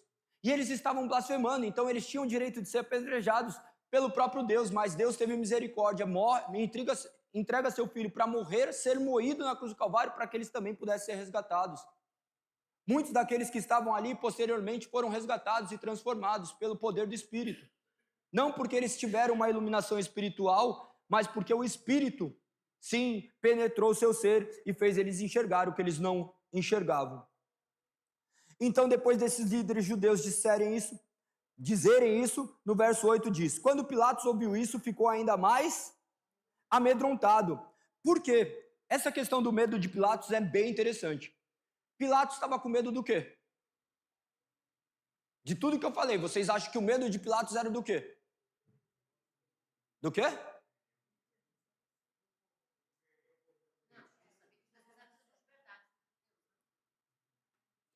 Olha como é interessante isso. Existem essas duas vertentes. Você vai ver ao longo dos intérpretes das escrituras ao longo do tempo, eles vão chegar às mesmas conclusões, porque no mesmo instante ele estava com medo de quem? Ele estava com medo de gerar uma rebelião. Porque se gerasse uma rebelião, o cargo dele já era. Então ele estava primeiro com medo, porque você vai ver em Lucas, quer ver? Vamos ler Lucas. Lucas capítulo 23 vai mencionar ali acerca da rebelião, quer ver?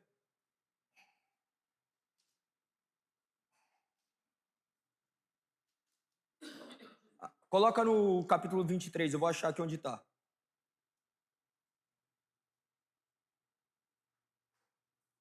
Vai dar tudo a entender isso.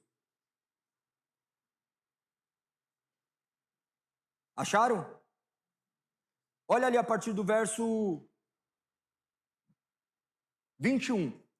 Eles, porém, continuaram gritando: crucifico, crucifico. Pela terceira vez ele perguntou: por que crime ele cometeu? Não encontrei motivo para condená-lo à morte, portanto eu ordenei que seja soltado e o soltarei. A multidão gritava cada vez mais alto, exigindo que fosse crucificado, e seu clamor prevaleceu. Daí diz ainda no 24, então Pilatos condenou Jesus à morte conforme exigiam. Então, imagina que o gritar deles, uma multidão gritando, incitava o governo a fazer algo. E ele tomou uma atitude do qual deveria ser tomada por ele, para conter o que estava acontecendo. Ele preferia manter a paz. Então, o medo dele era mais de uma rebelião. Como que nós chegamos a essa conclusão? Justamente decorrente dos versos seguintes. Porque você vai ver que não era um temor genuíno de Deus. Mas acerca desse medo que vocês falaram agora, ou de ser realmente Deus, ele acreditava. Qual que era o pensamento da época romano? Eles acreditavam que deuses invadiam a esfera humana, que homens eram personalidades enviadas por Deus. Vocês já viram aquelas histórias gregas que você vê os deuses caminhando entre homens, meio Deus, meio homem?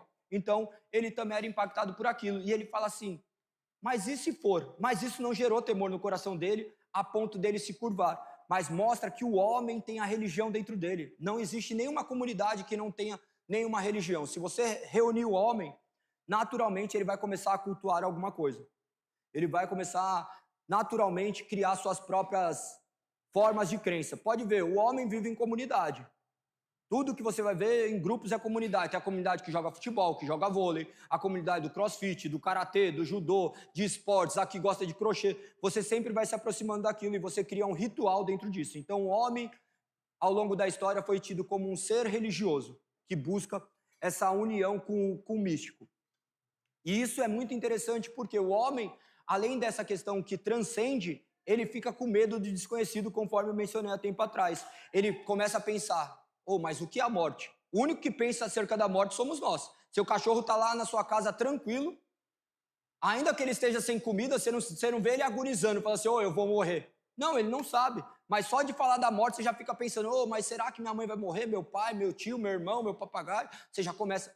Essa questão de perecermos é algo que nós não nascemos para perder, para morrer. Por isso que nós ficamos nisso, batendo nossa cabeça nessas paredes, porque nós imaginamos essa vida do qual nós queremos a eternidade. Nós almejamos a eternidade. Mas para que a eternidade diante dessa vida que nós vivemos? Que nós buscamos conquistar tudo aqui na terra. A gente fala, não, Senhor, daqui a pouco só, agora não, agora eu comprei meu carro, agora meu emprego melhorou, deixa eu morrer depois que meu filho se formar, deixa eu morrer depois de ver meus netos, como se ver Cristo não fosse a coisa mais impressionante da sua vida. Então é olharmos para essa realidade. Voltando aqui, você vai ver esse medo, então, de Pilatos.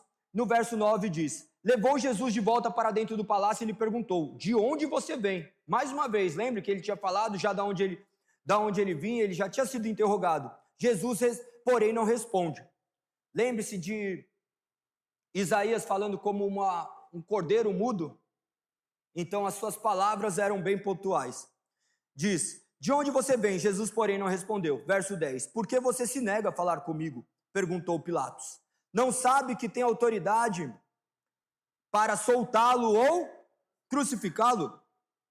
Olha como você começa a enxergar que ele talvez não tivesse a dimensão do que era Deus. Imagina que, se ele imaginasse que fosse Deus, como que ele poderia lutar contra Deus nessa questão? Então já vê a sua arrogância. Porque nós nos sentimos deuses dependendo da situação que nós estamos. Nós nos sentimos autoritários. Você quer ver quem é um homem, dê poder a ele. Aqui se fala assim, você cuida das cadeiras. Chegou uma pessoa, desalinhou a cadeira, por que você fez isso? Quem mandou? Eu que estou responsável por isso. Irmão, vocês acham que não, mas na igreja acontece isso, tá? Tinha uma vez lá na igreja do passado, que a gente ainda era um movimento, tinha uma pessoa que estava responsável pela luz. Chegou um cara e foi mexer na luz. Mano, o cara ficou bravo.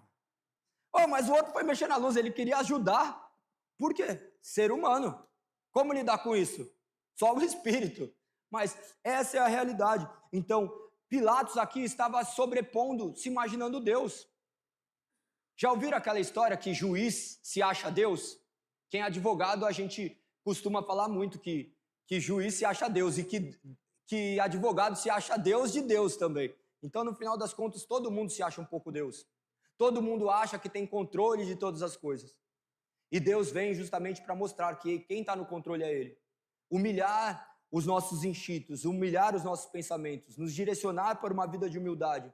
A mesma arrogância que Pilatos retrata aqui, falando para Jesus: ô, você não acha, quem faz o que eu quero, eu vou te soltar. Ele não estava preocupado com isso.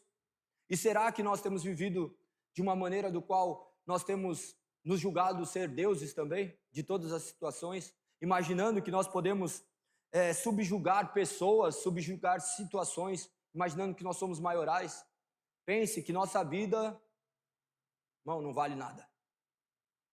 Você morreu, amanhã tem outro no seu lugar. Você morreu no seu trabalho, vão colocar outro no seu lugar. Você morreu no seu casamento, amanhã vai ter outra pessoa, tá? Lamento lhe informar. Ah, não, mas é muito raro. Tudo é substituível. Embora fique marcas, não estou falando disso, mas para que a gente não se julgue mais importante do que nós somos. Só tem uma pessoa que nós somos importantes: para Cristo. Nós já vimos filhos abandonarem pais, nós já vimos pais abandonarem filhos, mas nós nunca vimos Deus abandonar o seu. Que nós possamos depositar nossa esperança única e exclusivamente nele e não fazer conforme esse homem fez, o que existe muita possibilidade de sermos assim. Então, no verso 11, termina dizendo: Jesus disse: você não teria autoridade alguma sobre mim, se essa não lhe fosse dada de cima. Portanto, aquele que me entregou a você tem um pecado maior. Você não teria autoridade alguma sobre mim, se essa não lhe fosse dada de cima. Ele está trazendo: você está nesse lugar porque eu te coloquei. Você está onde você está porque eu te coloquei, para que meu propósito seja feito. Nós estamos onde deveríamos estar, as coisas aconteceram como deveriam acontecer. Agora é olharmos para a realidade das Sagradas Escrituras e mudarmos nosso caminho. Nós somos chamados agora a uma mudança de comportamento. Todos os dias nós somos chamados a olharmos para Ele, que é a palavra, Ele que é a vida. Não quero saber o que você fez ontem, não quero saber o que você fez hoje, eu quero saber como você vai se posicionar agora diante da sua existência, diante desse Deus que nos chama a uma transformação. Pois Ele tem controle de todas as coisas e nós sabemos que tudo coopera para o bem daqueles que amam a Deus. Que Deus possa ser glorificado através de nossas vidas. E hoje é dia de ceiarmos. Então eu convido vocês a abrirem suas Bíblias em 1 Coríntios capítulo 11, para que possamos ter consciência do que se trata isso.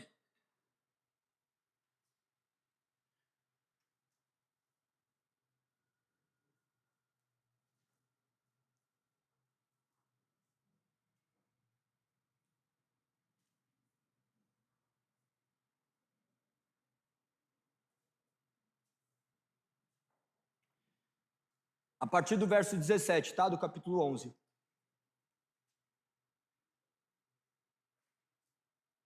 É muito interessante entendermos o que é o culto, né? O que é o culto? Às vezes nós chegamos de maneira muito automática e não entendemos, a gente só fica repetindo comportamentos. É chamado liturgia o que nós fazemos no culto. Liturgia são os atos subsequentes que visam glorificar a Deus. Liturgia era como um ritual do povo, é como um serviço prestado. Antes era tomado dessa forma, a origem da palavra. Às vezes a gente chega e fala assim: mas por que eu estou lendo o Salmo?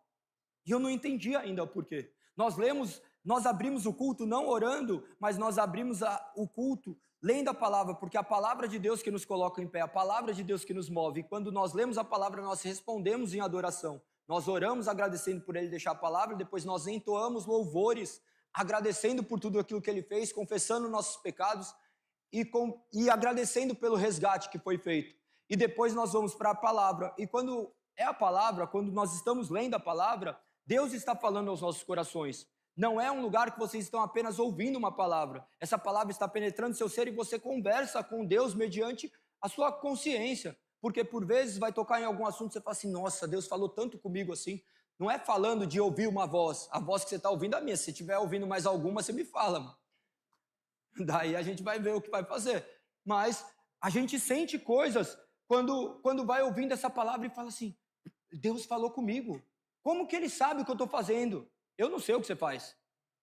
Eu mal te conheço, mas Deus sabe o que você faz. E essas palavras vão ser usadas para revelar seu coração. Então, o culto, a liturgia do culto, é uma sequência que glorifica a Deus, tudo volta para Deus. Agora, nós, depois que terminamos a palavra, nós vamos para louvores de adoração, de gratidão pelo que Ele fez, de reconhecimento por tudo que Ele fez.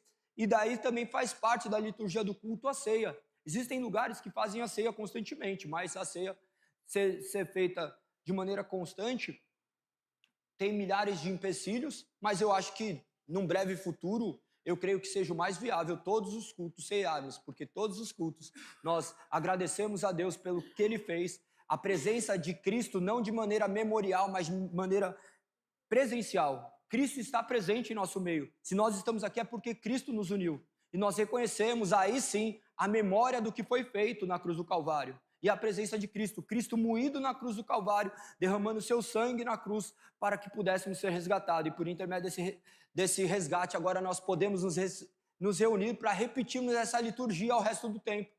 Daí vocês vão chegar e perguntar, Galego, mas por que vocês fazem desse jeito e não de outro? Porque é desse jeito que estabeleceu na palavra. Nós seguimos os princípios basilares das Escrituras. No dia do culto não é dia da gente ter um teatro.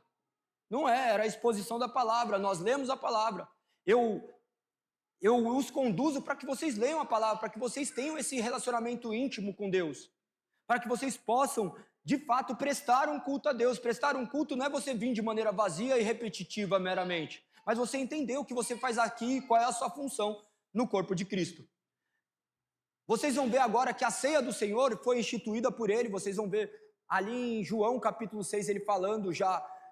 Não precisa abrir João, tá? Só falei para vocês terem a ideia. Ele falando que ele era o pão vivo que havia descido dos céus. E agora vocês vão ver essas representações que vinham do passado trazendo para um presente. Não vou explicar tudo isso, mas é apenas para vocês começarem a ter mais consciência. E o que é essa reunião?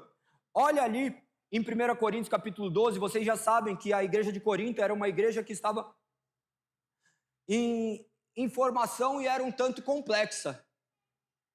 Complexa que eu digo com muito problema. Você vai ver no capítulo 5, você vai ver do caso de imoralidade sexual, onde era tão vergonhoso que nem os pagãos praticavam.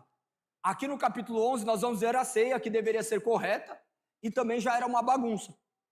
E muito se assemelha ao que vai acontecer ao longo da igreja, porque a igreja é constituída por homens, por seres imperfeitos, e Deus, por intermédio da sua perfeição, nos leva a sermos corrigidos.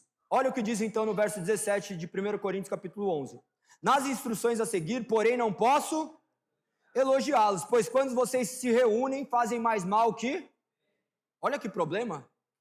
Imagina uma igreja que se reunir faz mais mal que bem. E é natural, tá? Na igreja aqui é o lugar de se decepcionar com as pessoas, porque você cria expectativas demais em cima de pobres pecadores. Lamento informar, mas se vocês depositarem esperança em mim, vocês vão se decepcionar. Às vezes vocês vão esperar uma palavra e eu não vou ter essa palavra. Às vezes vocês vão esperar uma atitude, mas tudo isso diz respeito mais a você do que a mim.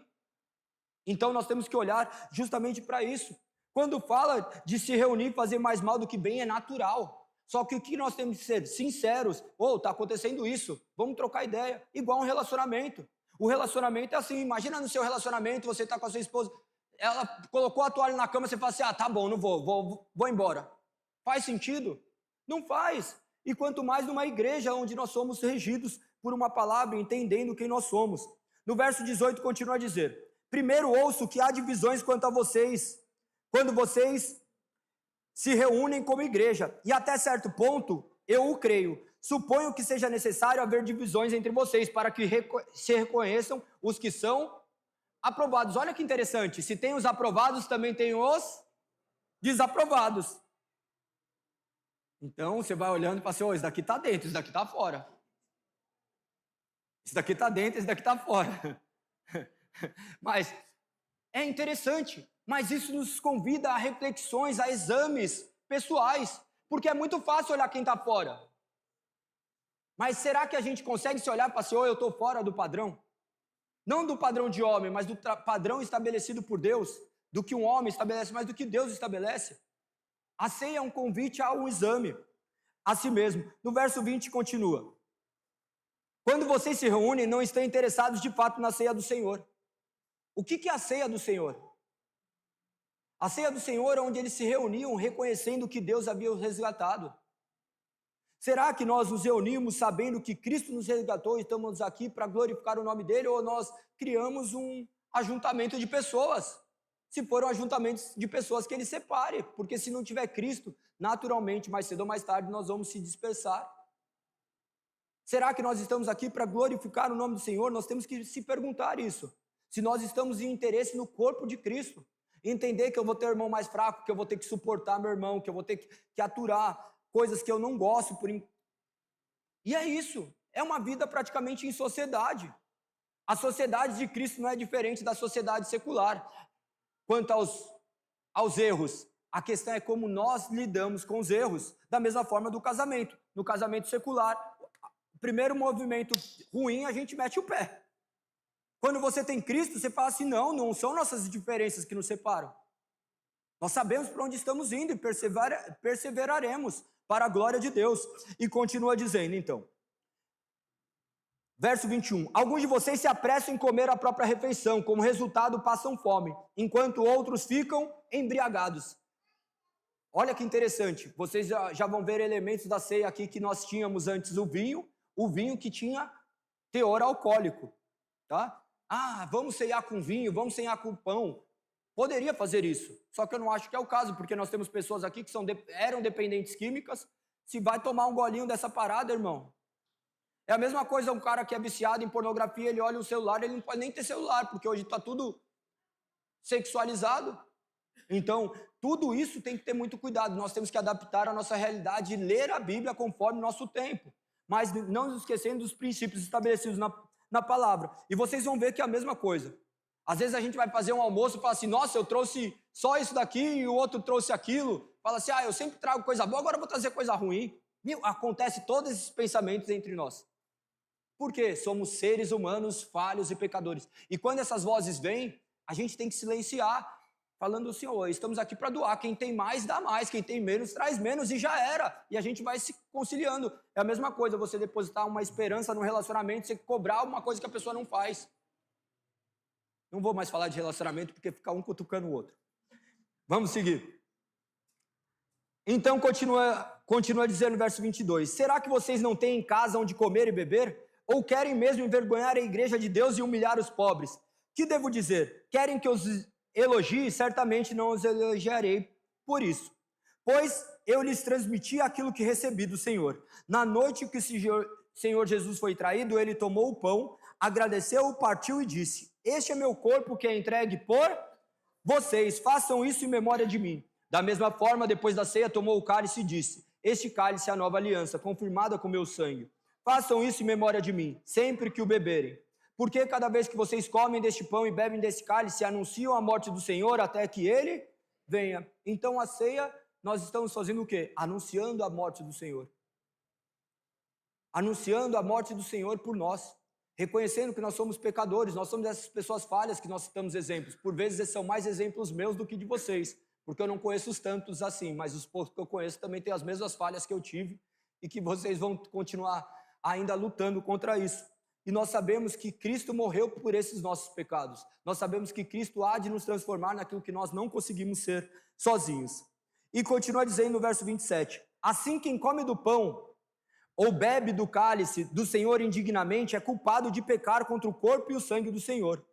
Portanto, examinem-se antes de comer o pão e beber o cálice. Pois se comem do pão ou bebem do cálice sem honrar o corpo de Cristo, comem e bebem julgamentos contra si mesmos. Por isso, muitos de vocês estão fracos e doentes e alguns até adormeceram. Quando ele está falando aqui, ele está te trazendo uma consciência não para você encontrar méritos para comer. Ninguém tem méritos para fazer parte do corpo de Cristo. Nós somos culpados pela morte. Mas quando fala de reconhecer o corpo, está em examinar-nos para se de fato nós reconhecemos que Cristo é nosso único suficiente Salvador. Se temos buscado uma vida do qual glorifica o nome dele. Não é causa para você se esconder, é causa para você lutar. Porque todos nós somos falhos e nós cremos que a ceia do Senhor é um meio de graça, onde o Senhor comunica a nós e nos traz força onde nós não temos. Nós não podemos arrogar como Pilatos, que somos autores das circunstâncias ao nosso redor. Nós acreditamos que nós somos miseráveis, que precisamos de um Deus nos fortalecendo. E a ceia do Senhor visa justamente isso, nos fortalecer. Portanto, se você talvez esteja com problemas e você olha para a sua realidade e fala assim, eu não sou digno, ninguém é digno. Ninguém é digno de comer da ceia do Senhor. E a ceia é ofertada a todos aqueles que já creram em Cristo que foram batizados não para excluir pessoas, mas para que os conduzam a obedecer o Senhor naquilo que foi estabelecido. Lembre-se que antigamente a ceia veio substituir a circuncisão. A circuncisão não, a Páscoa. E a Páscoa só poderia comer quem era circuncidado. A circuncisão substituiu, o batismo substituiu a circuncisão. Então, agora a ceia, todos aqueles que são batizados. A Páscoa, que era o cordeiro imolado, agora é Cristo crucificado, seu corpo moído, mediante todos aqueles que são batizados. Então, todos aqueles que são batizados, eu pediria que ficassem em pé para que pudessem receber os elementos, para que pudéssemos juntos cearmos. Aqueles que não são batizados e desejam ser batizados, me procurem, para que a gente possa conversar a respeito disso, passar a maneira como nós cremos a respeito disso, para que você tenha consciência do que você está fazendo e não seja meramente um ritual. Às vezes as pessoas falam, mas eu não sei, eu vou para o inferno. De forma alguma, você vai para o inferno caso você não creia em Cristo como seu único e suficiente Salvador. Se você já creu, você tomar do corpo, tomar do sangue e comer do corpo é meramente uma representação. A graça de Deus não está atrelado meramente aos seus elementos, e sim ao Espírito, do qual penetra nosso ser.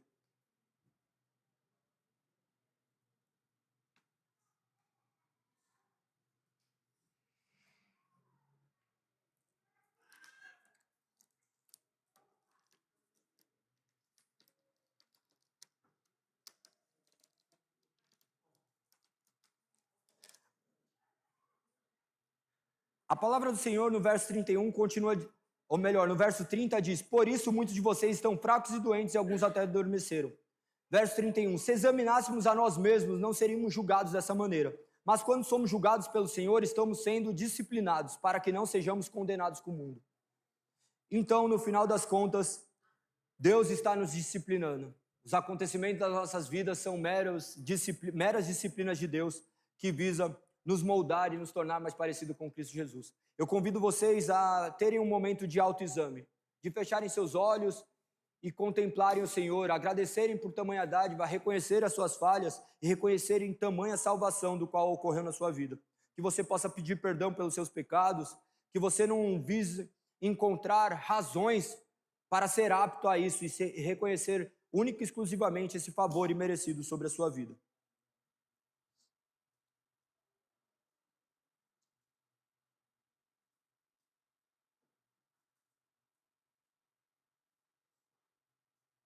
Senhor, reconhecemos, Pai, que somos falhos, pecadores, miseráveis. Carecemos do Teu amor, da Tua graça, nos transformando diariamente. Nós agradecemos por ter entregue Seu Filho como sacrifício santo. Nós temos em nossas mãos a prova, a autoria do nosso crime, Pai. Nós somos responsáveis pela morte do Teu Filho amado.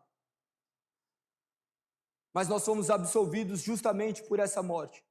Ele carregou na cruz o peso da condenação pelos nossos pecados. Nós temos a representação do seu corpo moído em nossas mãos, do seu sangue que foi vertido no madeiro, de forma que isso também agora é sinal de esperança, Pai. Nós não encontramos méritos algum em nós. Nós encontramos único e suficiente em Ti, o nosso único e suficiente Salvador. Aquele que escolheu salvar um povo para si, nós nos reconhecemos como Teu povo, não porque nós nos julgamos melhores, mas porque o Teu Santo Espírito nos convenceu de quem nós éramos e de quem nós somos agora em Cristo Jesus. Nós Te agradecemos por tamanha dádiva. Pedimos, Pai, que o Senhor console os nossos corações, nos direcione a convivermos de maneira harmônica, do qual represente o Teu corpo. Manifeste, Pai, quem são os aprovados e desaprovados, para que possamos agir conforme a Sua soberana palavra. Aqueles que porventura estejam vivendo vidas que envergonham o Teu nome, Pai, que o Senhor os discipline para que eles possam viver de maneira que Seu nome seja glorificado, os convença mediante o poder do Teu Santo Espírito. Pai, nós não temos elementos meramente em nossas mãos, que são meras memórias, mas nós cremos no Teu Santo Espírito presente em nosso meio. Mediante o agir do Teu Santo Espírito, nós pedimos, Pai, nos comunique a Sua graça, transforme o nosso ser e direcione as nossas vidas, pois dependemos de Ti. Nós temos, Pai, em nossas mãos aquilo que representa o Seu corpo, que nós possamos ser gratos pelo seu corpo que foi moído na cruz do Calvário. Nós vimos através da sua palavra tamanhas dores do quais o Senhor derramasse sobre teu filho amado. A ira que deveria recair sobre nós somos gratos, Pai, por o Senhor ter suportado a dor maior de ver o seu filho moído por pecadores. Te agradecemos por isso. Que possamos comer do pão.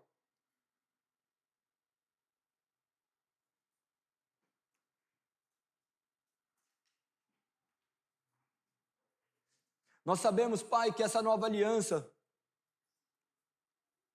fez com que o Teu Santo Espírito habitasse em nós. Nós vimos ao longo da Sua palavra que o homem continuamente caminhava por abismo e trevas, e o Senhor ainda misericordiosamente o salvava, mediante a crença no Messias que haveria de vir.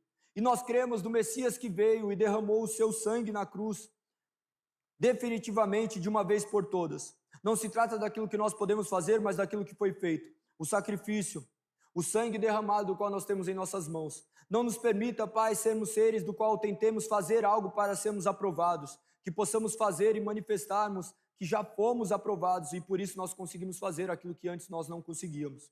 Retire de nós, Pai, todo o orgulho, toda a vaidade, todo o senso de domínio próprio, mediante ao reconhecimento de que o que nós temos em mãos é o poder que sustenta nossas vidas.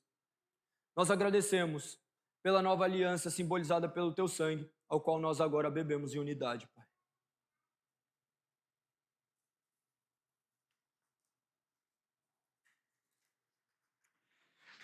Senhor, há alegria em nosso meio. Embora em meio à tristeza, nós também reconhecemos a alegria de pertencermos a Ti. Pedimos perdão mais uma vez pelos nossos pecados e agradecemos por tamanha dádiva. Que a presença de Teu Filho amado seja cada vez mais real em nosso meio. É assim que eu oro e te agradeço. Em nome de Teu Filho amado, Jesus Cristo. Amém. Vamos então.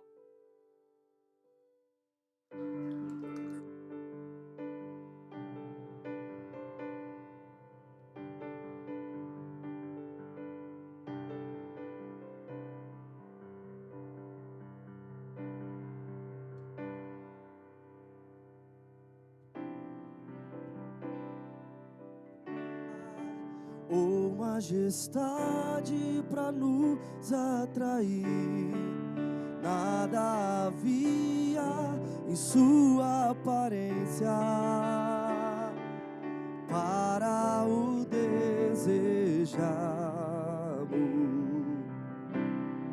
O mais rejeitado dentre os homens, ainda assim carregou nossas dores. O seu castigo nos traz paz e a esperança não se esvai. A oferta pela culpa Ele ofereceu para satisfazer o Criador. Ele morreu para que a sua luz em nós pudesse brilhar. O Filho do amor se entregou em nosso lugar. És o Cordeiro, és o Cordeiro que pelos nossos pecados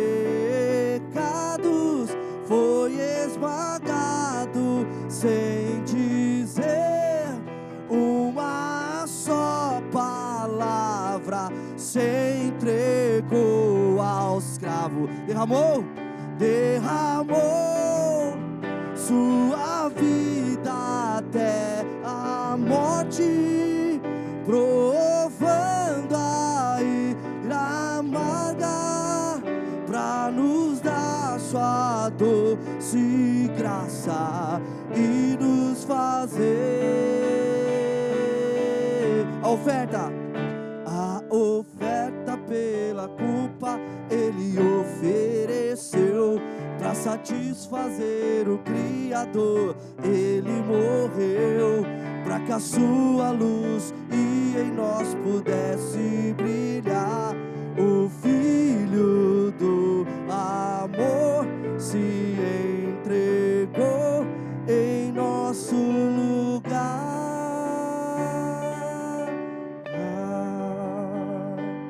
Aleluia. Galera que pediu para lembrar, sexta-feira que vem, encontro com todos, né? Homens, mulheres, jovens, toda a galera reunida, tá? Às 8, né? 8 horas, sexta-feira. Aí tem as nossas ofertas também, você pode compartilhar, abençoar a igreja, tem um código nas cadeiras, tá? O QR Code, na tela acho que o pessoal vai colocar. E acho que só, né? Tem alguns avisos? Terça-feira culto, às 8, continuamos o nosso culto às terças, tá? Sexta-feira, como eu falei, encontro de todos, você pode vir trazer sua família, encontro de homens, mulheres e jovens, tá bom?